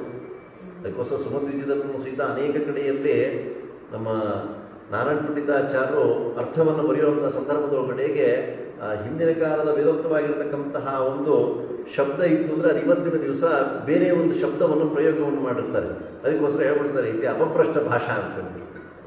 ಇದು ಅಪಭ್ರಷ್ಟವಾಗಿರತಕ್ಕಂಥ ಭಾಷೆ ಅಂತ ಹೇಳ್ತಾರೆ. ಈಗಿನ ಕಾಲದಲ್ಲೆಲ್ಲ ಸಹಿತ ವ್ಯತ್ಯಾಸವನ್ನು ಮಾಡ್ಕೊಂಡ್ಬಿಟ್ಟಿದ್ದಾರೆ ಅಂತ ಹೇಳಿ ಆ ಪ್ರಕಾರವಾಗಿ ಇಲ್ಲಿ ವೇಣುಗ್ರಾಮ ಎಂಬತಕ್ಕಂತಹ ಹೆಸರಿನಿಂದ ಆ ಕ್ಷೇತ್ರ ಪ್ರಖ್ಯಾತವಾಗಿರತಕ್ಕಂತಹದ್ದು. ತುಂಗೋಲ್ಲಸತ್ ಪವನ ಪಾಲಿತ ವಂಶಪಲ್ಲೆ ಮಾಂಗಲ್ಯ ಹೇತು ಚರಿತಾಯ ನಮಃ ಶಿವಾಯ. ನೋಡ್ರಿ, ಯಾರಿಗಾದ್ರೂ ಮದುವೆ ಆಗಿದ್ರೆ ಇತ್ತು ಅಂದರೆ ಮಾಂಗಲ್ಯ ಕಂಕಣ ಬಲ ಕೂಡ ಬರಬೇಕು ಅಂತ ಹೇಳ್ತಾರಲ್ಲ, ಅದು ಬರಬೇಕಾಗಿತ್ತು ಅಂದರೆ ಇಂತಹ ದಿವ್ಯವಾಗಿರ್ತಕ್ಕಂಥ ಕ್ಷೇತ್ರದಲ್ಲಿರ್ತಕ್ಕಂತಹ ರುದ್ರದೇವರ ಸೇವೆಯನ್ನು ಮಾಡಿಬಿಡ್ತು ಉಂಟಂತ ಹೇಳಿದ್ರೆ ಅಲ್ಲೇ ಮದುವೆ ಆಯಿತು ಅಂತಲೇ ಎಲ್ಲ ಅಲ್ಲಲ್ಲೇ ಇರುತ್ತೆ. ನಾವು ಅದನ್ನು ಯಾವುದು ಸಹಿತ ನೋಡ್ಲಿಕ್ಕೂ ಅಲ್ಲ. ಅಯ್ಯೋ ನಮ್ಗೆ ಯಾವುದ್ರಲ್ಲೂ ನಂಬಿಕೆ ಇಲ್ಲ ಆಚಾರ್ಯ, ಹಾಗಿದ್ರೆ ಶಾಸ್ತ್ರದಲ್ಲಿ ಯಾಕೆ ಕೊಟ್ಟಿದ್ದು ಅಲ್ಲೇ? ಅದು ಯಾವುದೋ ಒಂದು ಸೂಕ್ಷ್ಮತೆಯನ್ನು ಕೊಟ್ಟಿರ್ತಾರೆ.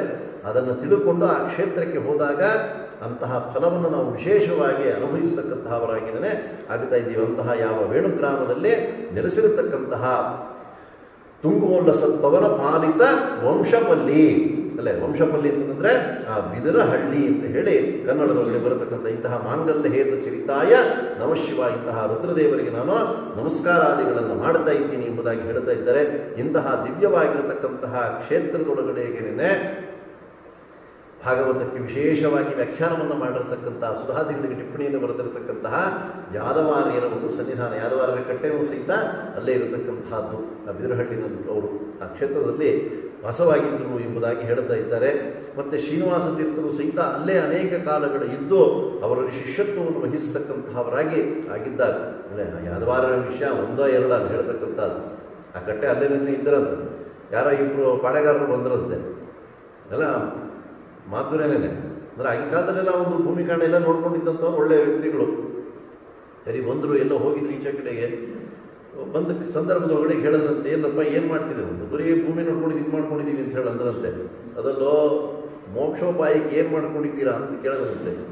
ರವಿನಂದನ ಕೇಳೆ ಉತ್ತರ ಒಂದಿಲ್ಲ, ಏನು ಆನ್ಸರ್ ಹೋಗ್ತದಂತೆ, ಏನು ಇಲ್ಲ ಅಂತಂದ್ರಂತೆ. ಸರಿ ದೇವರೇ ಕಾಪಾಡ್ಬೇಕು ನಿಮ್ಮನ್ನು ಅಂತಂದ್ರಂತೆ.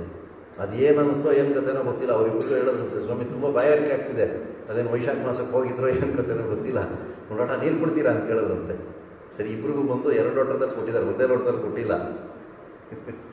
ಆಯ್ತಾ, ನೀರು ಕುಡಿದ್ರಂತೆ. ನೀರು ಕುಡಿದ ತಕ್ಷಣ ಒಳ್ಳೆ ಜ್ಞಾನೋದಯ ಆಗಿಬಿಡುತ್ತೆ ಅವರಿಗೆ. ಆಗ ಹೇಳಿದ್ರಂತೆ, ಸ್ವಾಮಿ ಇವಾಗ ಏನೋ ಒಂದು ಪ್ರಶ್ನೆ ಕೇಳಿದ್ರಲ್ಲ, ರವಿನಂದನ ಕೇಳೆ ಉತ್ತರ ಒಂದಿಲ್ಲ ಅಂತ ಹೇಳಿ ನಮಗೆ ಆನ್ಸರ್ ಒಂದಿದೆ ಅಂತಂದ್ರು. ಏನು ಅಂತಂದರೆ, ನಾವು ಏನು ಶಾಸ್ತ್ರ ಓದಿದ್ರು ಪರವಾಗಿಲ್ಲ, ಯಾದವಾರರ ಕೈಯೊಳಗಡೆಗೆ ಒಂದು ಲೋಟ ನೀರು ಕುಡ್ಕೊಂಡು ಬಂದಿದ್ದೀವಿ ಅಂತ ಹೇಳಿಬಿಟ್ರೆ ಬಿಟ್ಬಿಡ್ತಾರಂತೆ ಎಲ್ಲಗಳಲ್ಲಿ. ಇಂತಹ ಒಂದು ಸಾಮರ್ಥ್ಯ ಹೊಂದಿರತಕ್ಕಂಥವ್ರು ನಮ್ಮ ಯಾದವಾರಿಯರು ಅಂತ ಹೇಳ್ತಾ ಇದ್ದಾರೆ.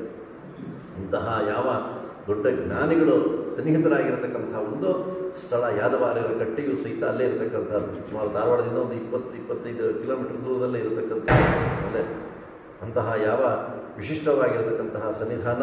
ಇದಾದ ನಂತರದೊಳಗಡೆಗೆ ಆ ಬನವಾಸಿಯ ಮಧುಕೇಶ್ವರ ಅಂತ ಹೇಳ್ತಾ ಇದ್ದಾರೆ. ಅಂತಹ ಮಧುಕೇಶ್ವರನನ್ನು ಸಹಿತ ವರ್ಣನೆ, ಮಧುನಾಮಕನಾಗಿರತಕ್ಕಂಥ ದೈತ್ಯನನ್ನು ಆ ರುದ್ರದೇವರು ಸಂಹಾರವನ್ನು ಮಾಡಿದ್ದಾರೆ. ಆದ್ದರಿಂದ ಮಧುಕೇಶ್ವರ ಎಂಬತಕ್ಕಂಥ ಹೆಸರು ಅಲ್ಲಿ ಪ್ರಾಪ್ತವಾಗುವಂಥದ್ದಾಗಿದೆ. ಸುರನಾಯಕ ದೈತ್ಯೇಂದ್ರ ವರದಾಯಕ ಪಾಹಿ ಮಾಮ. ಸುರನಾಯಕ ದೈತ್ಯೇಂದ್ರ, ಸುರನಾಯಕರಾಗಿರತಕ್ಕಂಥ ಅವರ ದೈತ್ಯನ ಹೊಂದಿರತಕ್ಕಂತಹ ಅವರು ಪಾಹಿಮಾ, ನಮ್ಮನ್ನು ಕಾಪಾಡತಕ್ಕಂತಹವರಾಗಿ ಅಂತ ಹೇಳ್ತಾ ಇದಾದ ನಂತರದಲ್ಲಿ ಏಳಭೈರವನನ್ನು ವರ್ಣನೆ ಮಾಡ್ತಾರೆ. ಕಾಲಾವಕಾಶ ಆಗೋಯ್ತು, ಆದ್ದರಿಂದ ಆದಷ್ಟು ಇನ್ನೊಂದು 2-3 ಕ್ಷೇತ್ರಗಳಿದೆ.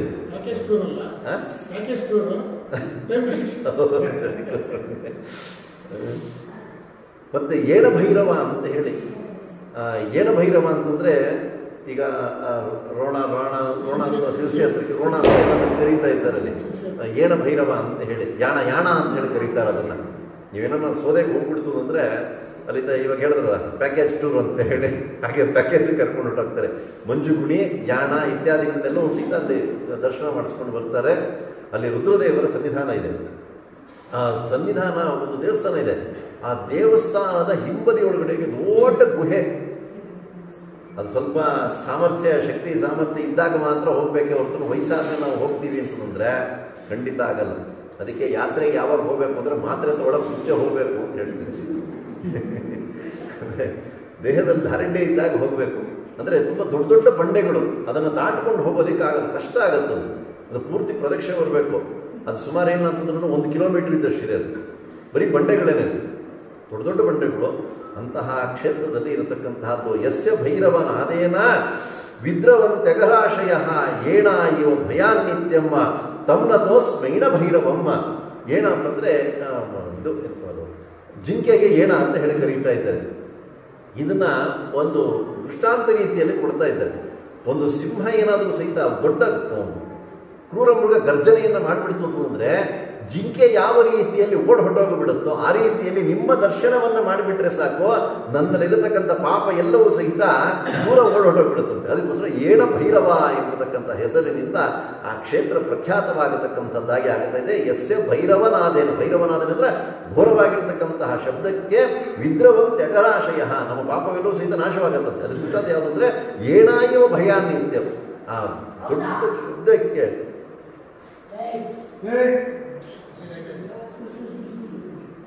ಏನಾಯೋ ಭಯ ನಿತ್ಯಂ ತಮ್ನತೋ ಸ್ಮೈಣ ಭೈರವಂ. ಇಂತಹ ಯಾವ ಏಣ ಭೈರವನನ್ನು ನಾನು ಸ್ತೋತ್ರವನ್ನು ಮಾಡ್ತೀನಿ ಎಂಬುದಾಗಿ ಅಲ್ಲಿ ವರ್ಣನೆಯನ್ನು ಮಾಡ್ತಾ ಇದ್ದಾರೆ. ಇನ್ನು ಗೋಕರ್ಣದಲ್ಲಿಯೂ ಸಹಿತ ಆ ರುದ್ರದೇವರ ಸನ್ನಿಧಾನ ಎಂಬತಕ್ಕಂಥದ್ದು ವಿಶೇಷವಾಗಿ ಇದೆ ಅಲ್ಲೇ. ಅದಕ್ಕೆಲ್ಲ ಕಥೆಯೆಲ್ಲ ನಿಮ್ಗೆ ಗೊತ್ತೇ ಇದೆ ಅಲ್ಲ. ಯಾವ ರಾವಣನ ತಾಯಿಯಾಗಿರತಕ್ಕಂತಹ ಕೈಕಸಿ ಅವರು ಹೇಳಿದಂತೆ, ನಾನು ರುದ್ರದೇವರ ಒಂದು ಸಮುದ್ರದ ತೀರದಲ್ಲಿ ಇದ್ದುಕೊಂಡು ಒಂದು ಲಿಂಗವನ್ನು ಮರಳಿನಲ್ಲೇ ಲಿಂಗಾಕಾರವನ್ನು ಮಾಡಿಕೊಂಡು ಅಲ್ಲಿ ಪೂಜೆ ಮಾಡ್ತಾ ಇದ್ರಂತೆ. ಅಲ್ಲಿಗೆ ಸರಿಯಾಗಿ ಅದೇ ಸಮಯಕ್ಕೆ ಕಾರ್ತಿವೀರ್ಯಾರ್ಜುನರು ಬಂದಿದ್ದಾರೆ. ಸಹಸ್ರ ಬಾಹುಯುಕ್ತವಾಗಿರ್ತಕ್ಕಂಥವ್ರು. ಆ ನೀರೆಲ್ಲರೂ ಸಹಿತ ಹರಿದೋಗ್ತಾ ಇದೆ ಸ್ವಾಮಿ, ನಾವಿಲ್ಲರೂ ಸಹಿತ ಜಲಕ್ರೀಡೆ ಮಾಡಬೇಕು ಅಂತಂದ್ರಂತೆ. ಅವ್ರ ಪತ್ನಿಯರೆಲ್ಲರೂ ಸಹಿತ ಇದ್ರು. ಅಷ್ಟೇ ತಾನೇ ಅಂತ ಹೇಳಿ ಆ 1000 ಬಾಹುಗಳಿತ್ತಲ್ಲ ಅದನ್ನೆಲ್ಲವೂ ಸಹಿತ ಒಂದು ಸರಿ ಇಟ್ಕೊಂಡ್ರಂತೆ. ಯಾವ KRS ಡ್ಯಾಮ್ ಇಲ್ಲ ಏನು, ಅದಕ್ಕೆ ದೊಡ್ಡದಾಗಿರೋ ಡ್ಯಾಮ್ ಆದಂಗೆ ಆಗೋದು. ಎಲ್ಲರೂ ಸಹಿತ ಜಲಕ್ರೀಡೆಯನ್ನು ಮಾಡಿದ್ರು, ಎಲ್ಲ ಮುಗಿಸಿದ್ರು. ಸರಿ, ಟೈಮ್ ಆಯ್ತಾ, ಇನ್ನು 8 ಗಂಟೆ 5 ನಿಮಿಷ ಆಯಿತು, ಪ್ರಾಣ ಬಿಡಬೇಕು. ಅವರು ಸಹಿತ ಅದು ಹೊರಡಬೇಕಾಗಿತ್ತು. ಆಯಿತು, ಮುಗಿಸ್ಕೊಂಡು ಹೊರಡಬೇಕು. ಆ ಕೈಗಳನ್ನು ಇಟ್ಟಿದ್ರಲ್ಲ ಜೋರಾಗಿ ಅದನ್ನು ಮೇಲಕ್ಕೆ ಎತ್ಕೊಂಡು ಅವ್ರ ಪಾಡಿಗೆ ಅವ್ರು ಹೊರಡ್ತಾ ಇದ್ದಾರೆ. ನೀರೆಲ್ಲ ನಿಂತಿತ್ತು. ಒಂದು ಸರಿ ತೆಗೆದ ತಕ್ಷಣದಲ್ಲೇ ಜೋರಾಗಿ ನೀರು ಬಂತು. ಆ ಪ್ರವಾಹಕ್ಕೆ ಆ ಮರಳಿನಿಂದ ಮಾಡಿರ್ತಕ್ಕಂಥ ಒಂದು ಲಿಂಗ ಅದೇನಾಯಿತು, ತಕ್ಷಣದ ಕಡೆ ಎಲ್ಲವೂ ಸಹಿತ ನೀರಿನಲ್ಲಿ ಕೊಚ್ಕೊಂಡು ಹೋಗ್ತು. ತಾಯಿಗೆ ಬೇಸರವಾಯಿತು. ಎಲ್ಲ ಈ ಒಂದು ರೀತಿಯಲ್ಲಿ ಆಗಿಬಿಡ್ತಲ್ಲ, ಇದೆಲ್ಲ ಅಪಶಕುನ. ಅದಕ್ಕೋಸ್ಕರವಾಗಿಯೇ ನೀನೇನು ಮಾಡಬೇಕು ಅಂತಂದರೆ ಆ ರುದ್ರದೇವರ ಬಳಿಯಲ್ಲಿ ಹೋಗಿ ಆತ್ಮಲಿಂಗವನ್ನು ಕೇಳ್ಕೊಂಬ ಅಂತ. ಆತ್ಮಲಿಂಗ ಅಂದರೆ ಏನು ಅನ್ನೋದು ಗೊತ್ತಿದೆ ಅದು ಅಲ್ಲೇ. ಸಾಕ್ಷಾತ್ ರುದ್ರದೇವರದೇ ಒಂದು ರೂಪ ಅಂತ ಹೇಳ್ತಾ ಇದ್ದಾರೆ. ಅದನ್ನು ಹಾಗೆ ಕೊಟ್ಬಿಡ್ಬೇಕು ಅಂತ ಹೇಳಿ ಆ ಕಾಲದಲ್ಲಿ ಇಲ್ಲಪ್ಪ ಅದೆಲ್ಲ ಕೊಡ್ಲಿಕ್ಕಾಗಲ್ಲ ಅಂತಂದ್ರು. ಹೊಡೆದಿಲ್ಲದ್ರೆ ಪ್ರಾಣ ಬಿಟ್ಬಿಡ್ತೀನಿ ಅಂತಿದ್ರು. ನೋಡ್ರಿ, ಅಷ್ಟು ಭಕ್ತಿಯನ್ನು ಮಾಡಿದ್ದಾರೆ ನನ್ನ ಮೇಲೆ ಅಂತ ಹೇಳಿ ರುದ್ರದೇವರು ತಮ್ಮ ಆತ್ಮಲಿಂಗವನ್ನೇ ಕೊಡತಕ್ಕಂಥವರಾಗಿದ್ದಾರೆ. ಅದನ್ನು ತಗೊಂಡು ಹೊರಡಕ್ಕೆ ಅಂತ ಹೇಳಿ ಪ್ರಾರಂಭ ಮಾಡಿದ. ಸ್ವಾಮಿ ಇದು ಇನ್ನೆಲ್ಲ ಹೊರಟೋಯ್ತು ಅಂತಂದ್ರೆ ಇನ್ನು ನಮಗೆ ದರ್ಶನಕ್ಕೆ ಅವಕಾಶ ಇಲ್ಲ ಅಂತ ಹೇಳಿ ಅಲ್ಲೇ ಒಂದು ವಿಭೀಷಣರಿಗೆ ಒಂದಾಯಿತು, ಅಣ್ಣನಿಗೊಂದು ತಮ್ಮನಿಗೊಂದು. ಅತ್ತ ಕಡೆಗೆ ರಂಗನಾಥನ ಸನ್ನಿಧಾನ ಇಲ್ಲೇ ಕುಡಿಯೋಂಗ ಅದೇ ರೀತಿಯಲ್ಲಿ ಆಗುತ್ತಾ ಇದೆ. ಅಂತ್ಯರಂಗ ಇರತಕ್ಕಂತಹದ್ದು. ಇನ್ನು ಅಣ್ಣನಿಗೊಂದಾಯಿತು, ತಮ್ಮನಿಗೆ ರಂಗನಾಥ, ಅಣ್ಣನಿಗೆ ರುದ್ರದೇವರು. ಆತ್ಮನಿಗೊಂದು ತೊಗೊಳಕ್ಕೆ ಹೋಗಬೇಕಾಗಿತ್ತು. ಸಾಯಂ ಸಂಧ್ಯಾವನ್ನೇ ಮಾಡುವಂಥ ಸಮಯವಾಯಿತು. ಆವಾಗ ಗೋಪಾಲಕ ರೂಪದೊಳಗಡೆಗೆ ವಿನಾಯಕರಾದ ಗಣಪತಿ ಅವರು ಬಂದಿದ್ದಾರೆ. ಅದನ್ನು ಕೈಯಲ್ಲಿ ಹಿಡ್ಕೊಂಡ್ರಪ್ಪ, ಭೂಮಿ ಮೇಲೆ ಇಡ್ತು ಅಂದರೆ ಅದು ಒಳಗಡೆ ಹೊರಗತ್ತೆ ಅಂತಂದ್ರು. ಅಲ್ಲೇ ನಾನು 3 ಸಲ ಕರಿತೀನಿ, ಅಷ್ಟೊಟ್ಟು ಬಂದರೆ ಸರಿ, ಇಲ್ಲ ಅಂದ್ರೆ ಇಲ್ಲ ಅಂತ ಹೇಳಿ. ಸರಿ ಆಯಿತು ಅಂತಂದ್ರು. ಅಂದರೆ ನಾವು 3 ಸಲ ಕರಿಯೋ ಅಷ್ಟೊಳಗಡೆ ಮುಂಚಿತವಾಗಲೇ ನಾವು ಬಂದುಬಿಟ್ಟಿರ್ತೀವಿ ಸಂಧ್ಯಾವನೆ ಮುಗಿಸ್ಕೊಂಡು. ನೋಡ್ರಿ, ಅದು ಅವನು 3 ಸಲ ಕರಿಯೋಕ್ಕಿಂತ ಜಾಸ್ತಿ ಹೊತ್ತು ಸಂಧ್ಯಾವನೆ ಮಾಡೋದಂತೆ. ಅಂದರೆ ದೈತ್ಯನಿಗಿನ್ನ ಹತ್ತತ್ತು ಆಗೋಗ್ಬಿಡ್ತೀವಿ ನಾವು. ಆವಾಗ ಇನ್ನೇನು ಹೊರಡೋ ಅಷ್ಟೊಳಗಡೆ ಒಂದ್ಸಲಿ ರಾವಣ ಅಂತಂದ. ಇನ್ನೇನು ಅದು ಸ್ನಾನ ಮಾಡಿ ಮಡ್ಡಿ ಉಟ್ಕೋಬೇಕು, ಏನು ಕತ್ತೇನೆ, ಇನ್ನೊಂದು ಸಲ ರಾವಣ ಅಂತ. ಅರ್ಘ್ಯ ಕೊಡೋ ಅಷ್ಟೊಳಗಡೆ 3 ಸಲ ಅಂತ ಇಟ್ಟೆ. ಕೋಪ ಬಂದ್ಬಿಡ್ತು ಎಲ್ಲ. ಇಂಥ ಆತ್ಮಲಿಂಗವನ್ನು ತೊಗೊಂಡು ಹೋಗಬೇಕಾಗಿತ್ತು ಅಂತಂದರೆ ಇಂಥ ಅನಾಹುತವನ್ನು ಮಾಡಿಬಿಟ್ಟೇನ ಅಂತೇಳಿ ತ್ಯಾಗಿದೇ ಒಂದು ತಲೆ ಮೇಲೆ ಕೂತ್ಬಿಟ್ರು. ಅದೇ ಅದನ್ನು ಇವತ್ತು ಸಹಿತ ನಾವು ಆ ಗಣಪತಿಯ ಒಂದು ರೂಪವನ್ನು ನೋಡ್ಬೋದು. ತಲೆ ಒಳಗಡೆಗೆ ಅದು ಸ್ವಲ್ಪ ಬಗ್ಗಿದಂತೆ ಇರತಕ್ಕಂಥದ್ದಾಗಿ ಇದೆ. ಅಂದರೆ ಮಾಡಿದ ಉದ್ದೇಶ ಯಾವುದು ಅಂತಂತ ಹೇಳಿದ್ರೆ ಆತ್ಮಲಿಂಗ ಎಲ್ಲಂದ್ರಲ್ಲೂ ಹೋಗೋ ಹಾಗಿಲ್ಲ. ಅಲ್ಲೇ ಭರತಖಂಡದಲ್ಲಿಯೇ ಇರಬೇಕು ಹೊರತು ಅದರಿಂದ ಹೊರಗಡೆ ಹೋಗೋ ಹಾಗಿಲ್ಲ. ಅದಕ್ಕೋಸ್ಕರ ಅಲ್ಲೇ ನಿಲ್ಲಿಸಿದ್ದಾರೆ. ಇಂತಹ ಯಾವ ಯೋ ವಿಷ್ಣು ಪದ ಪದ್ಮ ಚಿಂತನರತಾಹ ತತ್ಕರ್ಮ ನಿಷ್ಠಾಶ್ರಯಾಹ ಎಂಬುದಾಗಿ ಹೇಳಿ ಆ ಗೋಕರ್ಣದಲ್ಲಿ ಇರತಕ್ಕಂತಹ ಆ ಗೌರೀಧವನನ್ನು ನಾನು ಸ್ತೋತ್ರವನ್ನು ಮಾಡತಕ್ಕಂತಹವನಾಗಿ ಆಗುತ್ತಾ ಇದ್ದೀನಿ ಎಂಬುದಾಗಿ ಹೇಳ್ತಾ ಗೋಕರ್ಣ ಭಾಸಿತಾಂಗ ಎಂಬತಕ್ಕಂತಹ ಒಂದು ವಿಷಯವನ್ನು ಸಹಿತ ಅಲ್ಲಿ ವರ್ಣನೆ ಎಂಬತಕ್ಕಂತಹದ್ದನ್ನು ಮಾಡತಕ್ಕಂತಹವರಾಗುತ್ತಾ ಇದ್ದಾರೆ. ಇದಾದ ನಂತರದಲ್ಲಿ ಕಾಶಿಯಲ್ಲಿರತಕ್ಕಂತಹ ವಿಶ್ವನಾಥನ ಒಂದು ಸನ್ನಿಧಾನವನ್ನು ಸಹಿತ ಅಲ್ಲಿ ವರ್ಣನೆಯನ್ನು ಮಾಡ್ತಾ ಇದ್ದಾರೆ. ಗಂಗಾ ತೀರದಲ್ಲಿ ನೆಲೆಸಿರತಕ್ಕಂತಹವರು ಬಂದಿರತಕ್ಕಂತಹ ಎಲ್ಲರಿಗೂ ಸಹಿತ ಆ ರಾಮತಾರಕ ಮಂತ್ರವನ್ನು ಉಪದೇಶವನ್ನು ಮಾಡತಕ್ಕಂತಹವರಾಗಿಯೇ ಪಾಯಾಸ ಮೃತ್ಯುಂಜಯ ರೂಪವನ್ನು ಮೃತ್ಯುಂಜಯ ರೂಪ ಅಂತ ಹೇಳ್ತಿದ್ದಾರೆ.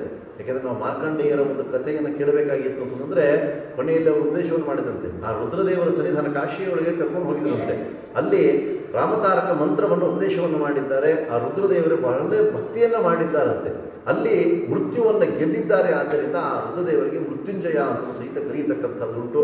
ಇಂತಹ ಕಾಶಿಯ ವಿಶ್ವನಾಥನ ಒಂದು ವರ್ಣನೆಯನ್ನು ಸಹಿತ ಮಾಡತಕ್ಕಂತಹವರಾಗಿ ಆಗುತ್ತಾ ಇದ್ದಾರೆ.